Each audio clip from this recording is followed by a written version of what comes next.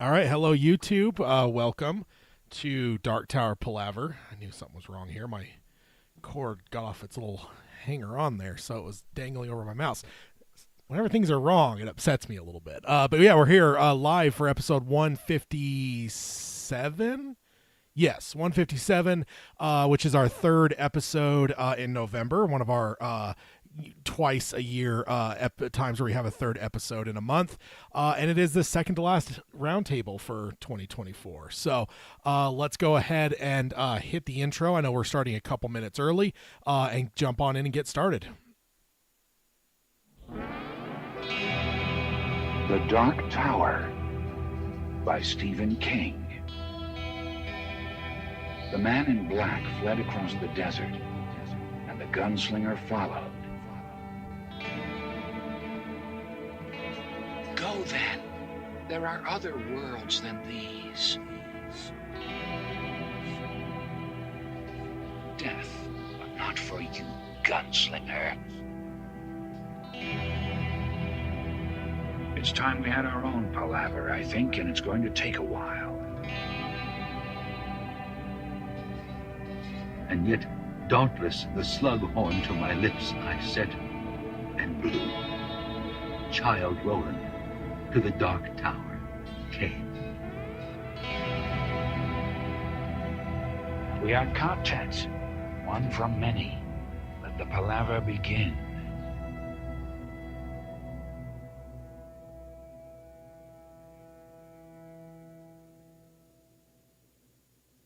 Hello and welcome to Dark Tower Palaver. This is our podcast covering Stephen King's magnum opus, the Dark Tower series, as well as the entire Stephen King extended universe, because it is all part of the Tower. My name is Tad. I am Peter. There you I go. forgot to turn my mic on. I think you had it on before. When we Did were, I? Yeah. I think you came through my headset. So I don't think I I did. think you may have bumped it or something. I don't know. Either way, yeah, he's Peter I'm here. Eventually. I'm here. Although I do love that I have a mute button that I could silence you at any time No. for all your flag slander. But yeah, we're here for our second to last episode for 2024 for roundtable wise, and it is one of our rare third episodes in a month because of course November has those freak couple days after Thanksgiving, so we are technically still in November. So yeah, let's go ahead and jump on into the introductions first. First of all, we want to warn you about spoilers. This is a roundtable, so anything can and might be spoiled at any time, for especially the 7 primary books, the Dark Tower series. Of course, we do get into other Stephen King stuff, but honestly, like the Dark Tower I can see is probably the one to be the most concerned about, but so much of King stuff I just don't think it matters as much, because King doesn't really write, like, he's not M. Night Shyamalan, right? Like, he doesn't write for like Yeah. those big surprise moments. Like I think he's repeatedly said over the years, like, I mean, he spoils shit himself in the books, you know, and that's the last time they saw each other. It's just because I think for him it's all about the journey more than like the ends. I think the Dark Tower is probably the one exception, because it is such a huge series that spoilers, I could see why people might be a little bit touchy about them. But this is not a safe place for you if you've not finished the 7 primary books. If you want to listen, but you're not finished yet, stick with our book club episodes. With those, we have small spoiler sections at the very end. Other than that, they are safe for you. Let's go ahead and move on over to where you can find the show. You can find us on Apple Podcasting, Spotify, Amazon Music, Audible, or any podcasting service of your choice if you like some of the old school style ways of going about things. If you want to subscribe, rate, and review us on any of those, we'd appreciate that. And you can find us over here at youtube.com/darktowerpalaver if you want to join our live streams, or if you want to watch old live streams sometime in the future and you want to go back and watch, you can definitely do that. You know, it's like, for instance, last time when Peter was recoiling at some Rhea stuff. Ugh. It's always fun to watch Peter recoil in terror and disgust. It's a lot of fun. So you can find all that over here at youtube.com/darktowerpalaver. And of course, YouTube will destroy us if we don't say like, subscribe, and ring the bell for notifications. I mean, we should be pretty good through the rest of the year. But when we ever have, changes in schedule, that's usually the first place you'll be notified is on YouTube. And the notifications help out on that. And subscriptions, of course, help, so Blaine doesn't kill us. And then if you want to find the show notes, you can go over to darktowerpalaver.com. Everything we're going to cover in this episode, all the links and stuff. If you want to read the full articles of what I'm going to cover, you can find that over at darktowerpalaver.com, as well as our basically everything. All the links for Dark Tower Palaver are over there.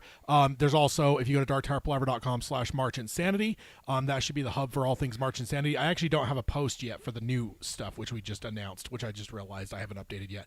But either way, I do have something on that. We'll get to it in just a second. But you can find everything over there at darktowerpalaver.com. It is the proverbial hub at the center of Dark Tower Palaver. Then if you want to support the show, you can do that at patreon.com/darktowerpalaver. Yesterday, we just had our monthly hangout in November, which you get access to those at any price level. At the top tier, you get to host an episode along with us, and then you get at any level you get access to the Discord server, so you can chat with us all the time. Send Peter emojis. That's always fun in the chat because he does love emojis. No. Especially the snake emoji. Is there a witch emoji? I think there is, like a witch's hat. So you can pantomime the entire entire Ermot. Stop it. Fertile crest. Baraki threw in the chat. He said, "Ermot, lol, sorry, Peter." And then in parentheses, not sorry. Of course not. And then if you want to contact us, Peter can let you know the ways to do that. And I will tease, too. There might be an email in this episode.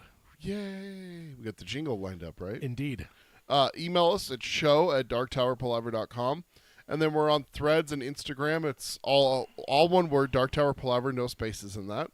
And then check us out on Blue Sky. It's at darktowerpalaver.bsky.social. And then we're on Twitter. It's at darktowerpod. That's at darktowerpod. And then we're on Facebook. It's facebook.com/darktowerpalaver. And then check out our merch. It's tpublic.com/users/darktowerpalaver. I unfortunately grabbed the wrong water bottle, so I don't have my #TatIsTerrible sticker with me, so I feel naked. Luckily, I have my #TatIsTerrible t-shirt. You can get the classic logo, too, that doesn't have slander on it, of course. No, it's better when it says #TatIsTerrible. And the good thing is I can also tease that there might be some flag shenanigans in this episode. And it's one that'll bamboozle you, too. You won't even be expecting it. It'll just happen. All right. So classic flag. So I already kind of teased it, but we do have March Insanity. That has been announced now. March Insanity 2025. The first big thing is we're having two separate brackets happening in 2025 for the first time ever. Our traditional Dark Tower bracket, which goes back, I think this is the third or fourth bracket we've done for Dark Tower now. For that one, we're doing favorite spoken line in the Dark Tower, meaning that someone in the story has to, vocalize the line. And then for the first time ever, we're adding a non-Dark Tower Stephen King bracket, which we are going to start off with the good old trusty most hated non-Dark Tower characters. So who are your most hated characters? The way the March Insanity works between now and the end of the year is you could send in your nominations. You can nominate 30 people if you want. It's all up to you. And mention whoever you want or whatever you want, line-wise or most hated characters-wise, if you're looking at the non-Dark Tower side. Because what we'll end up doing is after the year is over and we're into January 1st, I'll go through everything, all the social medias, all the YouTube comments, all the emails, everything, and I'll compile everything that was sent to me. And then if someone is mentioned 25 times, that's going to be way heavier than if someone's mentioned once. They may not make the bracket, but if someone's mentioned 25 times, that'll affect the seating as well as if they make the bracket or not. So if you've seen somebody already mention one of your choices, don't let that make you hesitate in sending it again, because that will be the difference, might be the difference between it making the bracket or not. So most hated non-Dark Tower character for the King bracket, and for the Dark Tower bracket, favorite spoken line. March Insanity 2025, you have till the end of the year to get your nominations in, and then we'll unveil the bracket in February, and March 1st the voting will begin on darktowerpalaver.com. I was just looking through. I actually noticed that March has 3 episodes. Does it really? Yeah. Excellent. I don't think I've noticed that yet. I think I did kind of look ahead, but I don't think I was thinking March Insanity in my head, so I wasn't like... Well, we also just recently talked about the schedule for the podcast. Yeah, I guess we mentioned that on the last episode, which is a book club. So if people are skipping book clubs, that is also a good thing to mention. Thank you for that, Peter. So we always kind of, we usually adjust our schedule around so that we always fall on the right week. This year, apparently, we ended up wrong because we're here on Thanksgiving weekend. So yeah, usually we would be off this weekend and then the weekend after Christmas. Luckily, it doesn't make that big of a deal. Thanksgiving's on Thursday, we record on Saturday, and then Christmas is on a Wednesday, I think. Yeah. So it's enough time that we're not going to make changes But now. still, I made a mistake. But either way, usually we kind of move it around because there is one block of every other week that will miss all the major holidays and stuff. Including like my anniversary with my wife, my daughter's birthday, all of those. It lines up so perfectly for the podcast. It's so nice. Yeah, so because of that, where we'll be starting technically next in January, it would be the week after our last episode of this year. So we're actually going to skip that one and take that week off, and we're going to be starting up on the 18th of January, which means there's only one in January. But that is where we will be starting back up in 2025, which I got to get used to saying that. So that's all the housekeeping stuff. Yeah, so episode today on the 30th, then we'll have an episode on the 14th, which will be a book club. Yes, because we're flopping those. And then our year-end bash will be the 28th of December. And then there should be an episode on the 11th of January. And instead, what Tad's saying is we're going to push that episode back a week. No, it would be on the 4th. Yeah. Right. Oh, would it be the 4th? Yeah, it's literally the very first week is what it should be. Oh, yeah. 4th so and 18th. if we did the episode on the new schedule, we'd have an episode the next week. So instead of that, we're going to take that week off and start fresh, New Year's. Yeah. So we'll have that one episode in January, which will be right where we're ready to start announcing the March Insanity a little bit, like compiling. So not announcing. Yeah, compiling. I'll be all the compiling, but February is when I usually announce it to everyone. So that's all your housekeeping for the end of the year. Yeah, year-end bash is the last episode of the year, as is tradition. So let's go ahead and jump on over into the news real fast, just in case if anyone. I just want to apologize. I trying to get over this freaking cold that I have, and if I cough or sneeze or anything like that, I apologize. How dare you? I know, right? All right, so let's go ahead and jump on over to the news. The first one, King has left Twitter and has joined Threads, which we kind of mentioned that in the last episode, but again, that was a book club. So I know there are people that skip our book club episodes and save them for when maybe they're reading the story or whatever. So if you did miss that, we are on Threads now. Peter mentioned that in the intro. A big part of that is because now that's where King is. He is no longer on Twitter, and also. Did he post a Dark Tower announcement? Yeah, on Threads. So that's kind of interesting. So King on that's from King on Threads. So first of all, shortly after the U.S. election, King went quiet on Twitter, and rumors were going around that Elon Musk had banned him after he tweeted and called Elon Musk Trump's new first lady. Which, as a troll, that is a good one there. But then he popped back up saying that the rumors aren't true and he is still on Twitter, kind of said, like, here I am or whatever. But then a few days later, he did disappear, and then he popped up on Threads saying, I quit Twitter. 11 years, man, it really changed, grew dark. So that was kind of his explanation on Threads. I do think he's on Blue Sky as well. I actually think he had been on Blue Sky for a little bit, like almost a year or so, but there hadn't been a post in like 5 or 6 months, so it's clear that he wasn't very active on Blue Sky. I don't know if that'll change, but for now he is on Threads, so I need to be able to look at his tweets for things like Uncle Stevie Recommends, as well as tweet, announcements for a new announcements. Yeah. But of course, I know I'm going to continue to probably say tweets because I don't know, just nothing sounds right. It's like it's like Kleenex. It's can you hand me a Kleenex versus can you hand me a tissue? No, it's it is what it is, Yeah, the ones that really throw me off is like Jacuzzi as a name brand. What? Oh, yeah. I forgot about that. A dumpster is a name brand. Like, there's some of these that's like, how is that? I mean, that's how language works. But, like, yes, it's going to be hard for me to not say tweet, and even though he's not on Twitter, it's here on Threads. Threads. So then a few days, or then about the same time that he did that one, talking about him quitting Twitter, he posted this on his Threads. He says, I am back in Midworld, also known as the Territories. Yeah. So on Twitter, a few months, he had that few months of Dark Tower related stuff that culminated in the tweet at the very late last month where he said, I'm back in Midworld, ... and the Territories. Don't know if it'll develop into anything. I never know, but it's good to be back. So I just want to highlight that because I'm back in Midworld, ... and the Territories.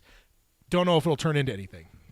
Now, this post on Threads, a little under a month later, he says, I'm back in Midworld, also known as the Territories. Yeah. So, also, he's completely removed that might not turn into anything.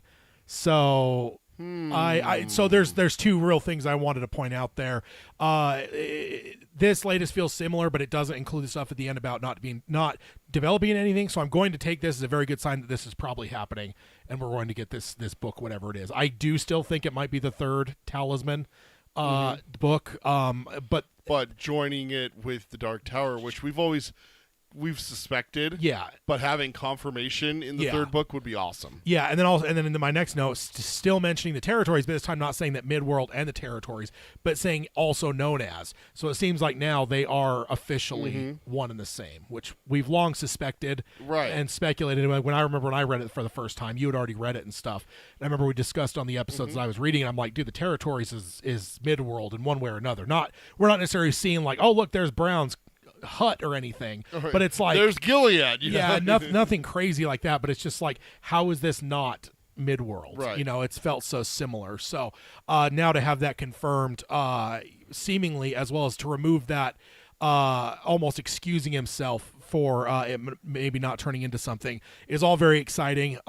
So yeah, we will keep an eye on that with great interest, with what may come. We'll watch your career with great interest. Let's see. And Barack says you should publish a calendar somewhere if you haven't. Yeah, that's a good idea. We just created a calendar for the first time, really. I mean, we used to have like events on our private calendars. I think it was more of just, I don't think it was shared. I think we just did our own. We each did our own. So we kind of knew where the episodes were or whatever. But yeah, I could do one from, I just Googled it real fast after I told Brocky that was a great idea. I was going to talk to you about it. I just Googled it. You can just share a calendar and make it public. Yeah, which the one I just created for you and I to share, I created a full-on calendar that's just for Dark Tower Palaver. So that could be one that, as long as we could just share that with the podcast. As long as people are on the Gunslingers. As long as they're on Google, I guess that would be the one caveat. Is if people aren't using Google, they probably wouldn't have any way to really access it. So, but we could certainly look into if there's anything I can do that's like agnostic when it comes to branding. Maybe there's something I could post on our website that maybe shows the calendars. I don't know. Maybe we could just do like multiple. Like there's the Apple one, there's the Google one. Yeah, well, definitely have to take a look. But yeah, so that's I don't know. I'm more excited now. I remember mentioning it when we talked about that tweet where he kind of caged it by saying that it may not turn into anything. I remember kind of saying that, like, yeah, he's saying that, but there is also, it feels to me there's a part of it where it's like there's drawer stuff where a story gets thrown into a drawer. What was the one from the last collection? It's the big one, the one that we both loved. No, it wasn't Danny Coughlin's Bad Dream. It was I thought it was. It was the Answer Man, I think, wasn't it? Where like his son-in-law or something found it in a drawer and said like, "Hey, this is really good. You just." And I think he had to add the last time the Answer Man shows up. And it's like, King as a 70-year-old is a lot better to write that versus like the one 20 years ago that wrote the original story wasn't as good for it. So, there's that level of it, and like nobody ever hears about those. But I will say there's even layers into that, because the Cujo sequel is one that he has mentioned over the years a number of times. So that was a drawer one that was mentioned. There's drawer ones that are never mentioned and we never hear about until maybe they get pulled out and finished. There's drawer ones that he talks about, like Cujo, and then there's ones that he'll actually say openly like that. And like, to me, every one of those in the time we've been doing this podcast now, that he's mentioned in a public setting ends up becoming a book. So even though he kind of caged it with that in that original one from October, I kind of felt like this is probably still happening. And then now with this new tweet on Threads, like it's happening. Like we're getting this book. So now when, I don't know, because the one thing I remember after Peter Straub died was he said that, Peter had sent me a letter about an idea for the third one. I have some ideas on, I don't know if I'll fully pursue it, but if I did, it would be a really long one. So I mean, I know that King can write like a 1,000-page book in a week, seemingly, but he I do think that he would could get it out for 2025, but that's, I don't know, that's I would almost say maybe early 26 would be my guess. If Early 26, maybe even late 26, because he was big on the September releases there for a while. He's done early releases too, though. He has. I think it just comes down to when he finishes it, and I think if he's already working on it now, even if it's a long one, I couldn't imagine that couldn't even be like a squeaker in the tail end of 2025. If not, it'll be like a February release of 26 would be my speculation. He may want more time in between. That's the thing, is like he's done those 2 a year where he does months in between. So it's just a matter of when that the book comes out next year. Yeah, which we'll get to that. Yeah. So yeah, I'm like, I would have said 75% with that October tweet. With this one, I'm like 95%. Like, I would be absolutely shocked if we don't see this. It's just a matter of course, now we're speculating on the when, but the if is out the window for me. Like, there's like a 5% chance I would say we don't see this. Yeah. And I think that would be like if he absolutely hits like a, the writer blocks type stuff, which we've heard a lot about writer's block from him earlier in his career. Like The Stand, until he blew up the council in Boulder, he didn't know what to do. He's like, I just had too many characters. Nothing was like, I didn't know how to move forward. Then he figured that out and stuff. And so we've heard about those over the years. There's some of them like Under the Dome. He couldn't figure out. Like, he wrote the original like squishing of the animal in like in the 70s, and he didn't finish it until like the turn of the century. Yeah, because in the book it's a woodchuck. And yeah. He thought of that, but in the show it's a cow. Yeah, and he wrote the woodchuck thing, I think he said, back in like the 70s, but then he's like, from there I just didn't know what to do. The Answer Man's another example. Like, I think there's just times where he's just like, he could start something and then just hit a spot where he's like, but I would say in general though, most of those we've heard about are ones that were a long time ago. I don't know if King nowadays, starting a book for the first time, runs into those. I mean, of course there'd be no way for us to know. Well, it's also we got to look at it from the perspective of, he is a professional who has been doing this for 50 years. 50 years. Yeah. I mean, professionally for 50 years. Realistically, probably closer to 60 years. Yeah. He's kind of gotten pretty good at it. Yeah, like, exactly. that's the thing, is like, he doesn't have that writer's block nearly as often as he did when he was in his 20s, 30s, and 40s. Exactly. And like the life experience that comes with being a 70-something-year-old man. You've got grandkids now. Like, you've lived a different, and that's why the Answer Man, like that last meeting of the Answer Man, probably like, came real easy for him. You couldn't have. He would have had a much harder time writing out in his 40s than he would have, in his 70s. So it's like, that all makes sense. So I would kind of just say that like the 5% chance is that's probably even giving it too much. Like, I'm convinced we're probably going to see the 5% chance is that he looks at it and goes, "Yeah, this is shit," and throws it away. Or throws it in a drawer, because he has done that where he's like, this is no good. Yeah. And that goes back to early career stuff, because like he did that with Carrie. He was like, yeah, this sucks. But I think that him mentioning it publicly removes it from that realm. Yes. I think that like mentioning, even when he's like, hey, it might not turn into anything, I still think there he kind of knew that he had something. And then this now one step further to remove that, like he fucking knows, man. This is just his way of like titillating us to let us know that like something's coming. And of course, like we've talked about it at length on that last episode where we talked about that October tweet where it's like, we don't know, is this going to be a full on Jack Sawyer novel or is this Talisman, or is this going to be something related to the Dark Tower? Yeah, because and if they are, it just has Jack in it. Yeah, exactly. We really don't know, because let's put a pin in one thought too, where it's like there is something about this next book coming out. We've heard that it's a Holly book, but there's actually a caveat to that. So I think that there's some things he's doing to where like you would expect, like, oh, Holly's in the book, she's going to be the main character. I don't know if she's the main character of this next book. So it kind of makes me wonder too, like Jack could very well be in it, but not be the central thing, which would make it not only a third Talisman book, because it does include Jack, but it may be something whereas maybe because like Gwendy ended up evolving to where I know I haven't read them, but it's like I know the premise that like whatever Gwendy starts out as, it ends up becoming Dark Tower related, like heavily. Yeah. So I'm kind of wondering if the territories will be the same way. Whereas when you get to the third Talisman, you end up finding out that like, Jack has been crossing over into Midworld and is much closer to the shadow of the tower than maybe some other books are. So yeah. And hello, everyone in the chat. Alan Yeah. says, happy reaping and year's end, Podslingers. Thank you, Alan. Spencer says, hi, guys. Hello and welcome, everyone. It is indeed full-on reaping. We just had our Thanksgiving here in the United States, Yeah. much to Peter's chagrin. I hate Thanksgiving so much. Peter's most hated holiday. If there were an Roland for holidays, it would be Thanksgiving for Peter. Oh, good stuff. I never enjoyed it. It's just worthless.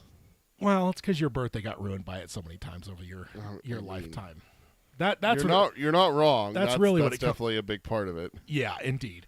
So let's go ahead and move on over to Never Flinch, which is the title of the new Stephen King novel. For us that take every morsel of Stephen King in.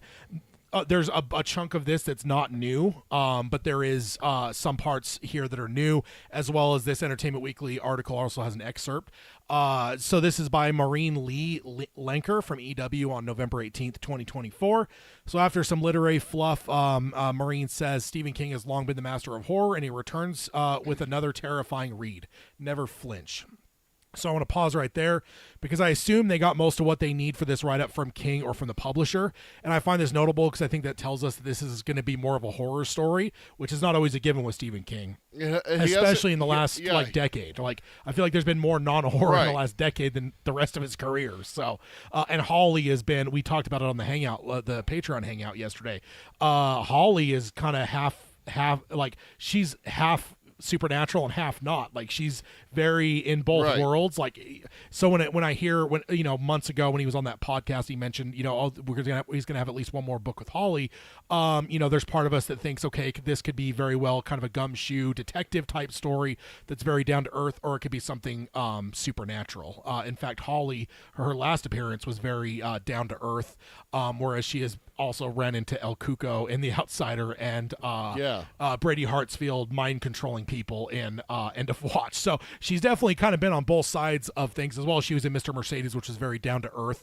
So the fact that Maureen says that and calls him the king of horror, and then saying that this is another horror story, kind of gives me a vibe that we're getting a horror story here. Yeah. And then it says that it will be hitting shelves on May 27th. So May. I did add that to our extended content list as we were sitting here before we went live. So that is now on our list, but I do have our totals done in a way to where it won't count that until that date comes. So don't worry, it's not counting against you if you're one of those 100%ers. You are still a 100%er until May 27th. But it is on our extended content reading list now. But yeah, May 27th. It also has an excerpt, which is, as tradition, we don't read on the show. I always like to leave that for people to decide for themselves whether they want to read it, and if they do, they can read it in their own voice and or internal monologue. Yeah. Which do you have when you're reading a book, the voice in your head, does it mimic any narrator? It's been so long since I've read a book. I've been Audible for nigh on a decade now because of you, that I can't remember the last time I actually sat down and read a book. So yeah, but back in the day, it would be just me talking in my head. We just did this year. We did Went Through the Keyhole, and I'm sure you didn't audiobook that, did you? No, I did. Really? Oh yeah. I can't do it, dude. With the Stephen King reading it, I can't do it. But when I was reading it, I don't mind King reading nearly as much as other people do. I don't mind him except for The Dark Tower. I've noticed that in all those short stories, all these other places where, Fairy Tale, he had a chunk where he read in Fairy Tale. I don't ever mind that, and that was a revelation for me. I think what it comes down to is we just have the two greatest narrators in audiobook history doing the Dark Tower series, and I just think that he falls so short against those two guys that it bothers me. So I just read that one on my Kindle. I will say I heard Frank's voice while reading with the Kindle. Yeah, that makes sense. Yeah. So the link will be in the show notes if you want to go over and read that excerpt. It's up to you. Also, I've come to the point where I don't actually read the excerpts anymore. I can't tell you the last one I've actually read. Because they always do these, or a publication will get a small excerpt. I'm trying to remember. I know I didn't do You Like It Darker. I know I didn't do Holly. I didn't do Fairy Tale. Maybe Billy Summers. Maybe. But it's been a while. Maybe even The Institute. So it's been a while for me. I don't know about you, but there's just part of me where I'm just I don't want to a tease of my Christmas present. I'll just wait till Christmas morning and open it and play with it fully and not.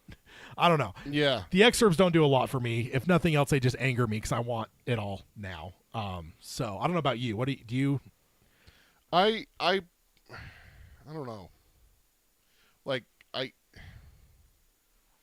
don't know. Yeah. Like it just like it. It's not really something that I ever really like, think about, you know. But you don't go out of your way to read them, though. No. Okay. Because I don't read, I listen. So a lot of times it's at the end of a book, and it's like, here, check out this new. Which now they're using AI too. Have you noticed that? It's not Yeah. even part of like the runtime anymore. Like it'll show like zeros, but it'll say, and it's this weird like AI voice where it's like, and now like we're gonna An excerpt from his upcoming book, Billy Summers. and it's so terrible. Like I've heard some pretty good AI online, and I'm like, why aren't you guys at least using something good? Because it sounds like something from like the '80s, like some just like '80s. It was recorded on a cassette tape 3 times, and then you're listening to it. It sounds terrible. Fix that, Audible. I haven't really done one that I haven't listened to, so I guess I should say that I'm like you there. I don't listen to them, but like every time I re-listen to the Harry Potters, they always have like the summary, like the little excerpt from the next book to try and get you to buy it. Yeah. And I always skip it. Yeah, and Dark Tower's the So, same way, and I always skip those because I'm like, I'm gonna go read the next book. I don't need to hear Eddie fighting Shardik. Yeah, right now. I don't need to hear I don't need to hear it twice within like probably a day or two. Baraki says eventually you will get through all of the direct Dark Tower books and the book club shows. What then? Start over or go to the peripheral works? I have some ideas on that because we did kind of change our strategy of how we do book clubs. I think midway through book 3. I don't know if I want to go all the way through book 2, but I do kind of wonder if we should go back through our modern way and do book 1 again. Yeah. But I don't know that I would go all the way through book 2 again. I think from there we're going to probably look at the more peripheral stuff and do. I mean, we have Wind Through the Keyhole and we have Little Sisters of Illyria will probably be top of the pile if you don't consider those direct Dark Tower books. But we have actually given some thought to that, although that is a distance away. We're only a little over halfway through book 4 right now. Yeah, so, and 5, 6, and 7 are not exactly, tiny books. No, 6 is probably the only one where it's like a little bit of a breather because it's not as big as the two surrounding it. We're gonna get through that one, and we're gonna be like, wait, that's done? Yeah. It's also every time I read book 6, I'm always like, all right, showdown at the Dixie Pig, and then this book is over. Wait, that's in book 7? Yeah. Every single time. I'm gonna be I'm excited to cover that one in a book club and really dive into it, like because I feel like it gets lost in the middle of 5 and 7. It just really feels does. like it feels like that's kind of there's 2 books there and you just split 6 in between the 2, and I think that's why a lot of people give it the hate that some people give it. People always rank it the lowest in a series and stuff. I'm like, dude, some of my favorite shit in the tail end is in book 6, so I can't wait for it. There's a lot of good stuff in 6. Eddie verbally dressing down Tower. I'm pretty sure that's in 6. The gas station shootout. Gas station shootout's good. That's really good. Jake going ham on a cab driver. Yeah. All right, so tangent aside. That's what we do. It does say the excerpt is told from the perspective of the mysterious Trig, a man with vengeance on his mind. So that's the by character's the way, name. just speaking of the excerpt, I will say I'm not listening to it or reading it. What? The excerpt for Never Flinch. I won't. Oh yeah, no, I haven't for a while, but I'm the, not going to. But this for is one. From the article. It says it's told from the perspective of Trig, a man with vengeance on his mind. Yeah. It also says that Never Flinch will feature intertwining storylines. One about a killer on a diabolical revenge mission, and another about a vigilante stalking a feminist celebrity speaker. It also mentions a host of familiar characters, including Holly Gibney. So again, it just feels like she's kind of in this, but more like outsider-ish, where she may not be the soul. I wonder if she's the feminist speaker. No, we've already been told from the podcast she's bodyguarding that speaker. Oh, because the speaker, yeah. So we'll get to it. There's some more synopsis type stuff that we're going to cover. But the fact that it does mention, and then it's also, I think there's a musician it mentions in this, but it says like familiar characters including Holly Gibney and Sister something, and everyone online has been like, who? We haven't heard this. It's just poorly written from the EW person. Sorry to whoever, whatever the person's, who was it, Marine? It was just written poorly because that's a new character, but it was written in a way to where when you read the sentence, it seems like she and Holly are like recurring characters that King fans will recognize, but that is not the case. And it says also a number of new faces, including a villain addicted to murder. Flag? Hey, you watch yourself. I mean, It's addicted if the shoe fits. addicted to murder. That's because like serial killers have like a compulsion, but I don't know that addiction is the right. I think that's a different level. That's usually more like spree killers get into the addiction thing because that's why they go on sprees is because it's like I gotta do it. Yeah. And so when they go on their spree, they're easier to catch versus serial killers. Or The definition is kill meticulous three. and It's plan it majority out. of them are meticulous, and the Yeah. most notable ones are because they don't get caught for a while. Yeah. Which is why they're meticulous, is so that they don't get caught. But there has to be a cooldown period in between the kills. Yeah. So that's what classifies as a serial killer versus a spree killer. But addicted to murder. But That's addicted to murder. So you could literally see that going both ways. What if it is a serial killer who was addicted to murder? So I got two synopses here, and I think what it comes down to is like this is the two intertwining stories. Yeah. They give you kind of a little paragraph of both, so it kind of gives you a picture of what it might look like. So the first one, it says, when Buckeye City Police Department receives a disturbing letter from a person threatening to, quote, kill 13 innocents and 1 guilty in a, quote, act of atonement for a needless death of an innocent man. Detective Izzy Janes has no idea what to think. Hey, Izzy. I was thinking that was familiar. That's Hodge's replacement. Yeah, that's right. It's Izzy and Pete. Yeah. So right. yeah, Izzy is absolutely. So Izzy has no idea what to think. Reads the book, and then it stops the quote and says that was from the book description. Are 14 citizens about to be slaughtered in an unhinged act of retribution? As the investigation unfolds, Izzy realizes the letter writer is deadly serious, and she turns to her friend Holly Gibney for help. Right. So that's Makes sense. That's one side. The other paragraph says, meanwhile, controversial and outspoken women's rights activist Kate McKay is embarking on a multi-state lecture tour, drawing packed venues for fans and detractors. Someone who vehemently opposes Kate's message of female empowerment is targeting her and disrupting her events. At first, no one is hurt, but the stalker is growing bolder, and Holly is hired to be Kate's bodyguard, which we've been told that from the King thing where he's like, Holly's going to become a bodyguard for someone. Because we kind of talked about like, well, her as a bodyguard, that's interesting. Yeah. A challenging task with a headstrong employer and a determined adversary driven by wrath and his belief in his own righteousness. So I would assume, I mean, the vengeance killer doesn't sound like someone addicted to, I don't know where the addicted to murder comes from. Cause like someone that's like, hey, I'm going to pay off a wrong death by killing one, or what was it? One guilty and 13 innocents and 1 guilty. Yeah. So that doesn't sound, I mean, I guess it would, because that's a lot of killing. That's a lot of But killing. usually you wouldn't like frame it in like I'm doing, like, I don't know. That just seems No, wild. I think that's the addicted one. and it says it says eventually the twin narratives converge, resulting in a spectacular and chilling climax.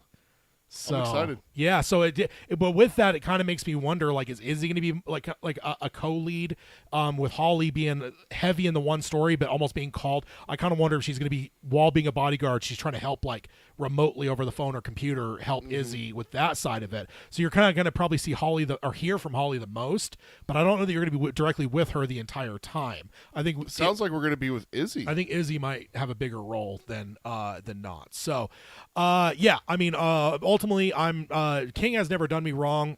I will say I've not read everything. It's true. I know I've not read one of the ones that you complain about. So I can say safely, King has never done me wrong. So maybe it's foolish to say that I'm excited, because to me that just sounds like saying water is wet. Yeah, but this excites me. This sounds fucking cool. It sounds amazing. You know me well enough to know one of my all-time favorite things is in storytelling is Godfather Part 2, and I always use that as like as a descriptor where it's like, hey, are they going to Godfather 2 this and like do 2 stories parallel, but that kind of like they're parallel, but and like on different timelines, but they kind of mimic like story points. It's like where Michael is losing his family, Vito's family is being born and growing. Like you kind of see like the rise of one and the fall of the other, like parallel, but they're like father and son.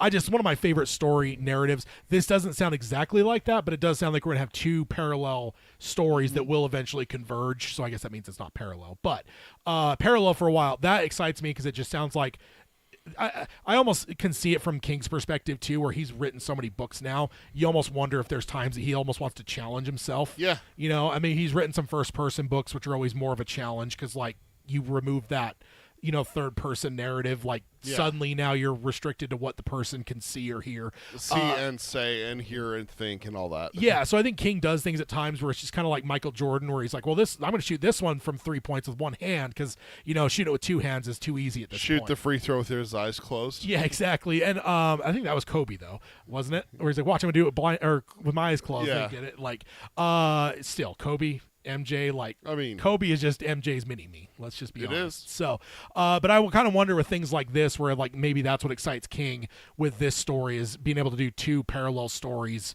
that Holly is kind of the sinew that connects them. Now, how they converge is going to be interesting to me because it doesn't really feel to me like those are connected enough to converge, right? Yeah. So that's going to be really interesting. I'm excited for this. Please, God, give me 800 pages. It doesn't say how long it is. No, does it? I even went and looked up on the publisher's website to see if they showed anything. I think it's too early yet. Probably here in a couple months we'll get a page count. But I you know me, man. I'm always hoping for 600 minimum. Like that's my favorite page count. So Hopefully. yeah. So that is that section. Let's go on over to the Flanagan corner. So usually what I like to do with these is do Dark Tower stuff first and then King stuff second. But with this, there's like basically almost the rest of the news is Flanagan related. There's a couple ones that aren't, but I just couldn't find a way to do like a couple Flanagan Dark Tower stories and then break up the rest of the Flanagan stuff. So I did the King stuff first, Dark Tower stuff second, which is not my usual SOP. But it was necessary. So let's go on over to Flanagan corner. We won't forgive you though, Ted. How dare you? So the first one on Flanagan corner has Mike Flanagan made casting decisions for the Dark Tower. Here's what the filmmaker told us about his plans for the Stephen King epic. Of course, over at Cinema Blend, they don't seem to care about length of headline. Yeah, geez, Eric. I'm not going to blame him because usually it's like an editor that does the headline. The writer writes the story and then like an editor makes the headline, which is so I never blame the writer for the headline. Whoever's doing the headline, I hope they stub their toe. Jeez. So Eric Eisenberg wrote the article on Cinema Blend on November 14th, 2024. So Eric points out that the Flanagan the Flanagan family's existence. He doesn't call it that because that's the Dark Tower Palaver's nomenclature, and how familiar faces always seem to pop up in his works. But he asks if the filmmaker has made any decisions about who is going to be in the Dark Tower series. He then says that his compatriot at Cinema Blend, Mike Reyes, asked Mike during an interview recently, and Mike confirmed that he has put some thought into certain roles, but it is certainly early in development. And then this is a direct quote from Mike. He says, quote, "I've not told anyone my plans because the last thing I want to do is get an actor's hopes up or expecting things before I can tell them that it's my favorite." And then he ... My favorite version of things is to go to an actor and say, "This is what I see for you, and here's an offer to do it. If I can do that, then if I can't do that, then I don't." And I try not to say anything. So it's kind of like don't say something to someone and then don't put the cart before the horse. Yeah, exactly. And like a lot of these people are friends of his, so I'm sure it's the same thing. You don't want to like promise something to a friend if like it might fall through. That's I mean, I do because it's always fun to destroy someone's soul. Hashtag Ted is terrible. So he says, quote, going on, Mike Flanagan says, I'm not perfect at that because sometimes I slip up, especially with Kate, she's just so too close to the whole process. She knows what I'm thinking for everybody, so I guess I have told, Kate Siegel knows my plans. She knows where I see things, and she knows when it changes and when it swings, and she's always aware of it. So it sounds like Kate's the one that we need to do the fanboys. Interrogation of where they go break into Skywalker Ranch to see episode 1. We need to go find the next show that Flanagan and Kate Siegel are going to be guests at and corner them. And no, bug the thing on the table so we hear their conversations. So Eric then recaps. Kate is of course married to Mike and has been in 9 of his previous works. But also I learned something very new. This first part's not it, but they co-wrote Hush together, which I knew because I just watched it and I saw in the credits that written by. But the new bit I didn't know is that they wrote it together in room 217 of the Stanley Hotel. Oh wow! I didn't know that. That is I didn't either. That's really cool. That's a fun little trivia note for Hush. Let's go ahead and jump on over to the next one. And this is now moving over into the rest of Flanagan stuff. And the first one is Flanagan. Mike Flanagan shares his very different version of Carrie and Stephen King's reaction to it. And this is by Matt Mahler from MovieWeb on November 9th, 2024. So Matt starts by giving Mike his flowers as one of the best adapters of King's works, and then goes on to quote from an interview they did with Flanagan. So going on, yeah. So most of the rest of this, this next part's quotes for sure from Flanagan. Quote: It initially started as a conversation with Amazon that Amazon had initiated, and they said, "Hey, would you have any interest in Carrie?" Flanagan told MovieWeb in a recent interview, and I had to think about it because my first instinct is always why. It's been done perfectly by De Palma. It's been done 3 times after that fact. So why do it again? He explained. So that's kind of interesting to me because that's kind of the same conversations that we had on this show that the whole Stephen King internet kind of had when this first came out. So it's interesting that he kind of went through the same process that basically the internet did. But then he continues on. He says, Carrie White is a story about high school violence and bullying. And that feels immediate and important today. Unfortunately, even more kind of sharply relevant than I think it was when King wrote it. So it felt like a chance for some true modernization beyond just changing the time period, and to use it to talk about issues that affect high school kids in America today. Elaborated Flanagan, Carrie White walking through a metal detector is interesting to me. So that is kind of an interesting thought. Carrie White with social media, the iconic scene in the locker room is very different when people have phones in their hands, which I do believe the last movie adaptation kind of covered that. Yeah, because she made a little embarrassing video. The bully did, that's how they caught her. And you're right. Go ahead, say what you're. I was going to say 2013's social media was vastly different than what it is today. Exactly. It was certainly. It's not like it was 2003. It wasn't like that where social media didn't exist, but it was so much more rudimentary than it is today. I know that doesn't sound like it, especially for us that are old enough to where 2013 doesn't feel like that long ago. But when you think about it, that really was, man. Like that was a little while ago. It's before TikTok. Yeah, that's a whole different thing. Yeah. I mean, there's a lot of kids in school now that weren't born in 2013. That's just true. And the way the internet works, I mean, I joked about it recently because we just celebrated our 9-year anniversary on this show, and I said that's like 20 years in internet years because everything on the internet is usually so much like shorter and fleeting. So to last on the internet is not necessarily a common thing. So then, what were you gonna say? No, that's what I was going to say. It's a different, it's different. It's a different world than it is even in 2013 because like when she gets caught, they kind of make it just seem like she posted a video to like YouTube is what it kind of looked like. But nowadays, when you think about it, there could be like. There's a Facebook group for the school. Discord. There's Discords that schools use, and I mean we don't even know, dude. We're almost 40. Tweets, so, do we really understand what social media is for kids now? Like no, we're both like if we both went and interviewed like high schoolers, and we're like, all right, tell us about social media. We'd be like, wait, you can do that? That kind of stuff. Yeah, and I will say, while the 2013 version included the internet, I feel like it felt kind of tacked on.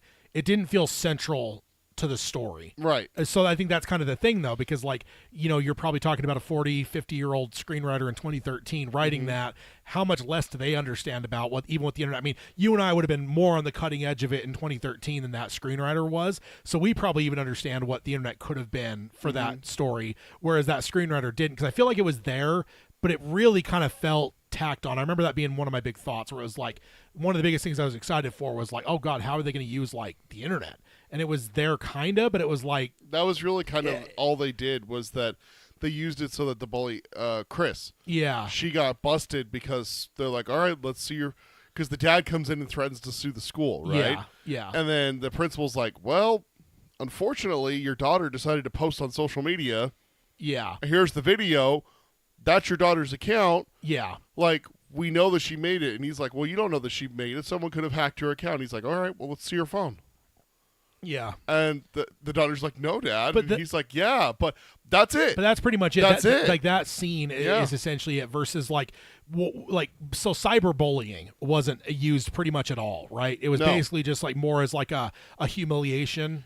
But like by broadcasting the locker room thing to a wider audience, like, okay, if there's 14 girls there, like, cool, you now put it on that, like, let's just say every kid in the school now saw it. That's not like millions of people, but that's, you know, a couple hundred people now versus 14. Like, that's exponentially making the embarrassment higher. But like, it didn't turn into a thing where it was like cyberbullying and like just like I mean, social media is always there, right? Like back in our day, social media didn't exist, so it's like if you were being bullied, like it was while you were at school. When you went home, you were fine, right? But it's now it's like it's with your kids all the time, so it's like, you know, if a kid is bullying someone on the internet, like that's following them home, that's going to be in bed with them, that's going to be waking up with them in the morning, like that's always there, it's ever present. I just don't think that the last movie really covered that, so I do think that Flanagan might be onto something, because I know he's older too, he's not a kid, but it's like I think that he might be able to, because he'll get to it, because he mentions he has like a 14-year-old kid. I will throw a wrench into your argument here about the social media and bullying and everything like that.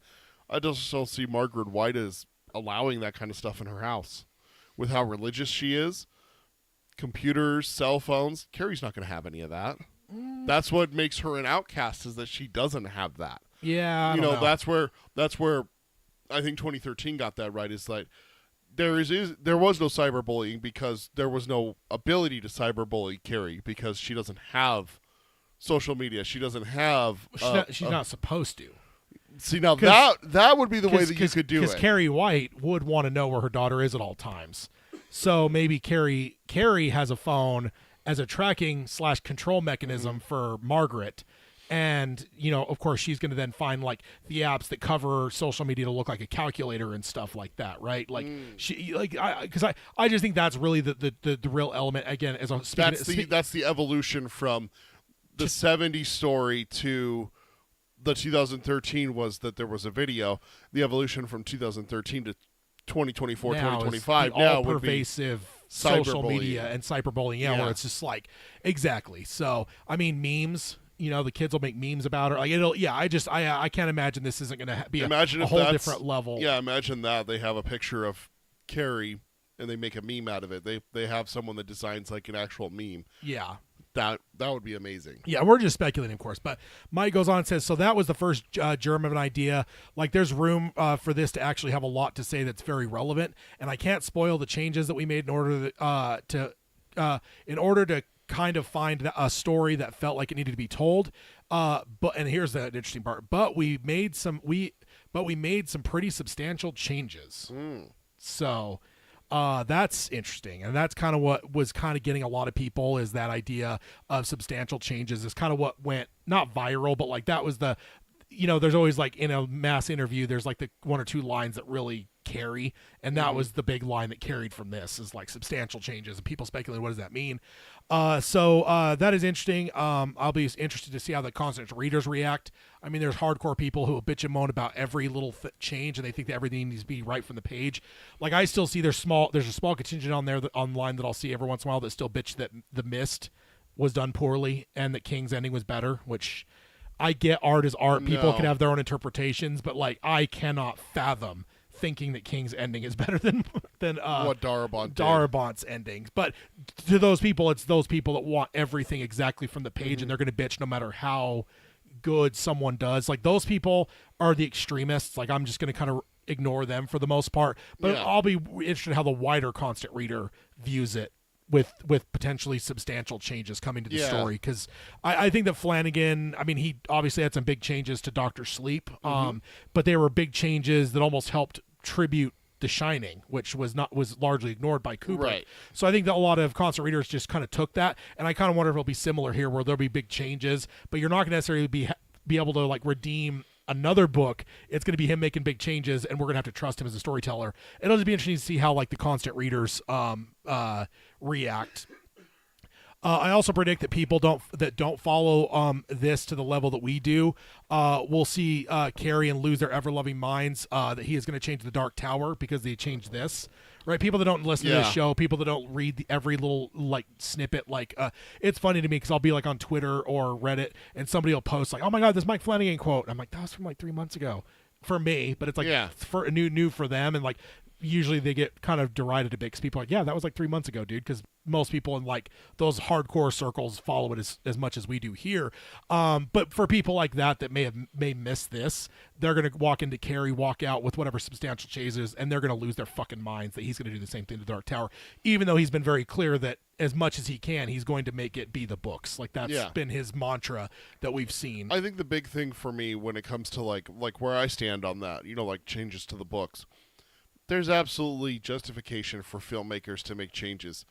The big thing that I get is that don't change like the core elements. Yeah, that's it's where the spirit, like, and I always use comic books as an example. Like, you can change like Civil War for Marvel yeah. was about the rights for superheroes to keep their secret identities secret. Yeah. And that was the big thing, is that there was a point where people were like, no, we need to know who they are. Yeah. Civil War, the movies, was about them being under government control as superheroes. Yeah. Completely different issues. Completely different. But there was still an issue. There was still a divide. At the germ of that, it's still kind of the same thing. Yeah. It's the rights of that group, right? So yeah. like you can change things, but ultimately what it comes down to is at the core, Captain America's still got to be Captain America. Right. Like if you wanted to even change his costume a little bit, which the MCU hasn't done, but if you do, you can do that. But if you change the core of who Steve Rogers is, you can't do that. Like that's where like the audience is like that's not Steve Rogers, you know.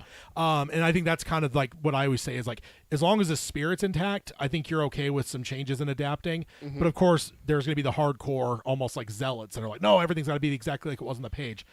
Remove those people. I think with most of us though, we look at it where it's like, is the spirit still there? Is it still Carrie? Yeah. Is it still Carrie? Is it still she Margaret White? Is she still the put down telekinetic, victim of this heinous act? If they make Carrie more villainous, then we might be having a conversation where I don't like it, because that's what my issue was with Charlie in Firestarter was. There is no fucking world where Charlie goes with the man who murdered her father. Yeah. There is no there is no, and I, how hot I get about this. Oh yeah. It lights a fire under me and everything. I'm gonna, hey. But, it's just like, as long as Flanagan, I'm going to trust Flanagan. Yeah, exactly. That's the thing is, there's no reason for me not to trust him. Yeah, he's got the street cred at this point. But I'm just predicting, you watch, after it comes out, there'll be zealots. There'll be people freaking out that, oh my God, he's going to ruin the Dark Tower because look what he just did to Carrie. Like, again, because we follow it so closely, we've seen enough quotes from Flanagan to know that, like, his idea for the Dark Tower is do the books, Yeah. And he has said there's going to be some elements that we have to kind of massage and change. Like some of the more fantastical things will have to be reeled in a little bit. Yeah. But like, and that's the nature of it, right? There's some things that can work on a page that just are never going to work on a screen. So, but that's just the part of adapting a book. Yeah, exactly. So Flanagan goes on, when I brought it to Stephen King, because that's the other side of this. If Steve says no, he doesn't want to see it happen, then we're not going to do it. I'm not about to do that to do that in that relationship.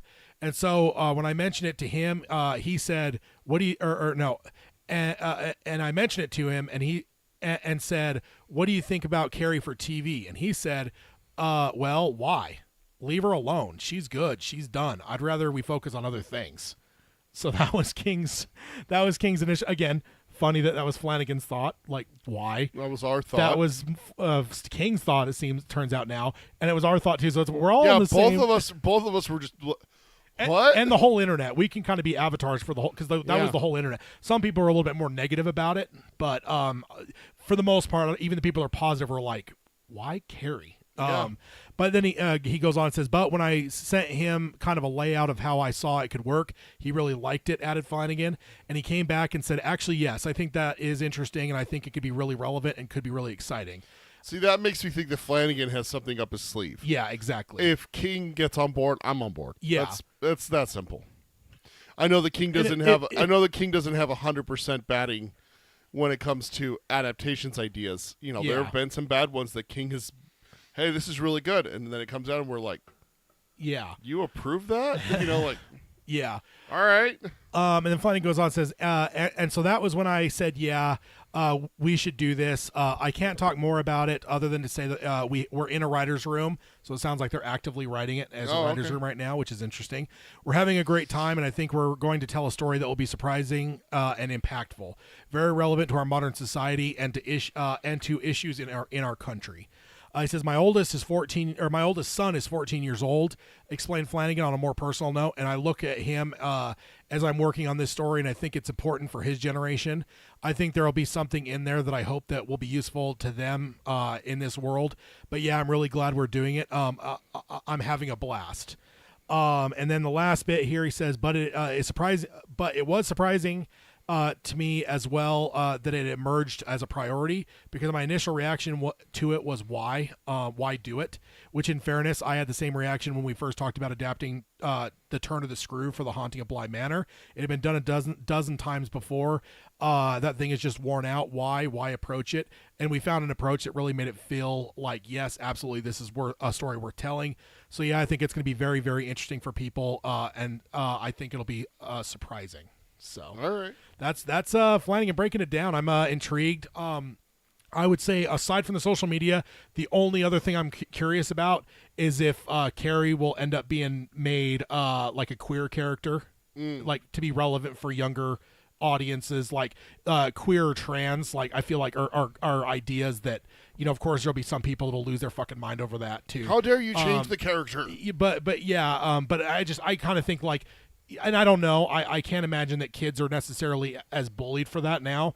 I know I've seen a lot where it's like kids of that younger age for things like that don't really care. Whereas for us, that was like a big deal in our generation. I don't even know if I think we had one in our high school, which is a big high school. We had a class of 1,000-something people for our graduating class. But I think we had one pair of lesbians that were like out. You know, because everyone else was still in, and that some came out after. Some came out like years later. But when we were in high school, and like we graduated in 2004, so that's a world. That's a lifetime 20 ago. years ago. You know, like I always like to tell people to put it in perspective. Like there wasn't a Democratic candidate that was supporting gay marriage back when we were in high school. So it was a different world. So I don't know that that's necessarily a bullying thing. For Carrie, but it is something that I know a lot of people struggle with, and having a religious mother. Yeah. I kind of wonder if that could be a parallel thing for her. Yeah, what if instead of Tommy taking her to prom, it's, what's her name? Yeah. And I'm just speculating, just again, as a 40-year-old that doesn't know a lot about, you know, high school kids. Yeah. I do know that that's probably a lot more of a thing now than it was in our day. So I don't know. I'm just wondering, but I kind of, and I mean, of course, there is also part of me that thinks reading between the lines, school shooting stuff could be, you know, he mentioned the metal detectors, you know, that being a thing that's way more prevalent today than it was in 2004 when you or I was still in high school. I mean, Columbine had happened, but beyond that, there wasn't really the rash that we've had since we've graduated is a lot more. So I of course you're not going to go overt that, but I do wonder if there's going to be like visuals of that, because it's like a lot of people view like a mass shooting, school shooting as something you can't film because it's like it could inspire people. I mean, Rage got pulled from publication because the 2 or 3 shooters owned that book, and a couple of them claimed that was their inspiration, so King pulled it from publication. So it's always in Hollywood seen as a thing you just can never do. You can't do a movie on Columbine or something. Like, you're going to inspire 2 or 3 kids to do it in their own school, but I think you could kind of do it in like a parable with this, where like you could see some symbolism where like, I don't know, I like where you're kind of doing a school shooting ish thing, but it's not a school shooting.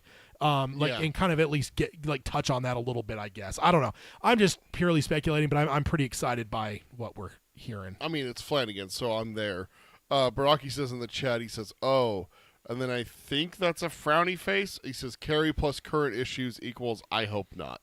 I think that, like I said, I'm only just speculating a couple, but I do think that, but I don't know. Flanagan's got some ideas for sure. But I'll be interested. And the thing is that with King being on board, again, I know he doesn't have a perfect track record. The thing with that is that he did pull Rage because it has inspired school shootings. He's thoughtful enough to where that he's going to have that on his conscience, where he's not going to approve a Carrie that is going to inspire people to do something. Oh yeah, and I don't mean it in that way. I mean, I think it'll be like veiled enough that if it were to be speaking to school shootings, I don't think it'll be overt enough that I think some audience members might even miss it.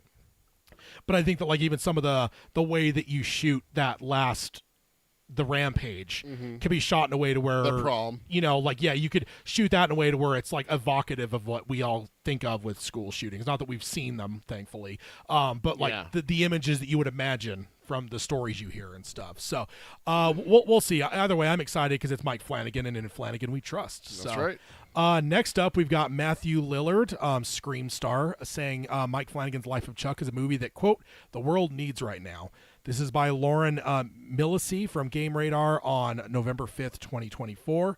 So Lauren talks about how Lillard has a small, but as of now, it's an unknown role in Life of Chuck. But the actor says that it is the movie the world needs right now. So, quote, I play the most rudimentary man ever named Gus, and he's beautiful, Lillard told Game Radar. I think he's funny. I think that's the movie opened at Toronto International Film Festival. I had never seen it with a big audience. I had seen it in a small screening room before. We were, I think, all surprised that people were laughing a lot, and along comes my character, and the thing I love about my character is that he packs a whole fistful of humanity in a little 5-minute scene, and it's work that I'm really proud of. But on top of it, I think it really shifts the movie into an emotional place. And so I'm excited for people to get to see Gus and live through that movie, because I think that's the sort of movie the world needs in a lot of ways right now. And he says, Mike and I are buddies. A mutual friend introduced us. We had like the traditional sort of Hollywood lunch, but then it ended up going on for 3 hours. So all right, that's funny. He says, that doesn't really happen. And we just kind of got along really well. I feel both of us came at this because we're outcasts. In the way that we were more interested in being in a fellowship of other creatives than about being successful or famous or whatever. When I did Life of Chuck, he called me up and says, I want to consider you for this part. And I'm like, I want to do it. I just want to be in your world. And that started. And within that, I find a familiar spirits. So that's kind of cool. Kind of interesting. I'm excited to see this movie for sure. And I'll definitely be looking forward to his role.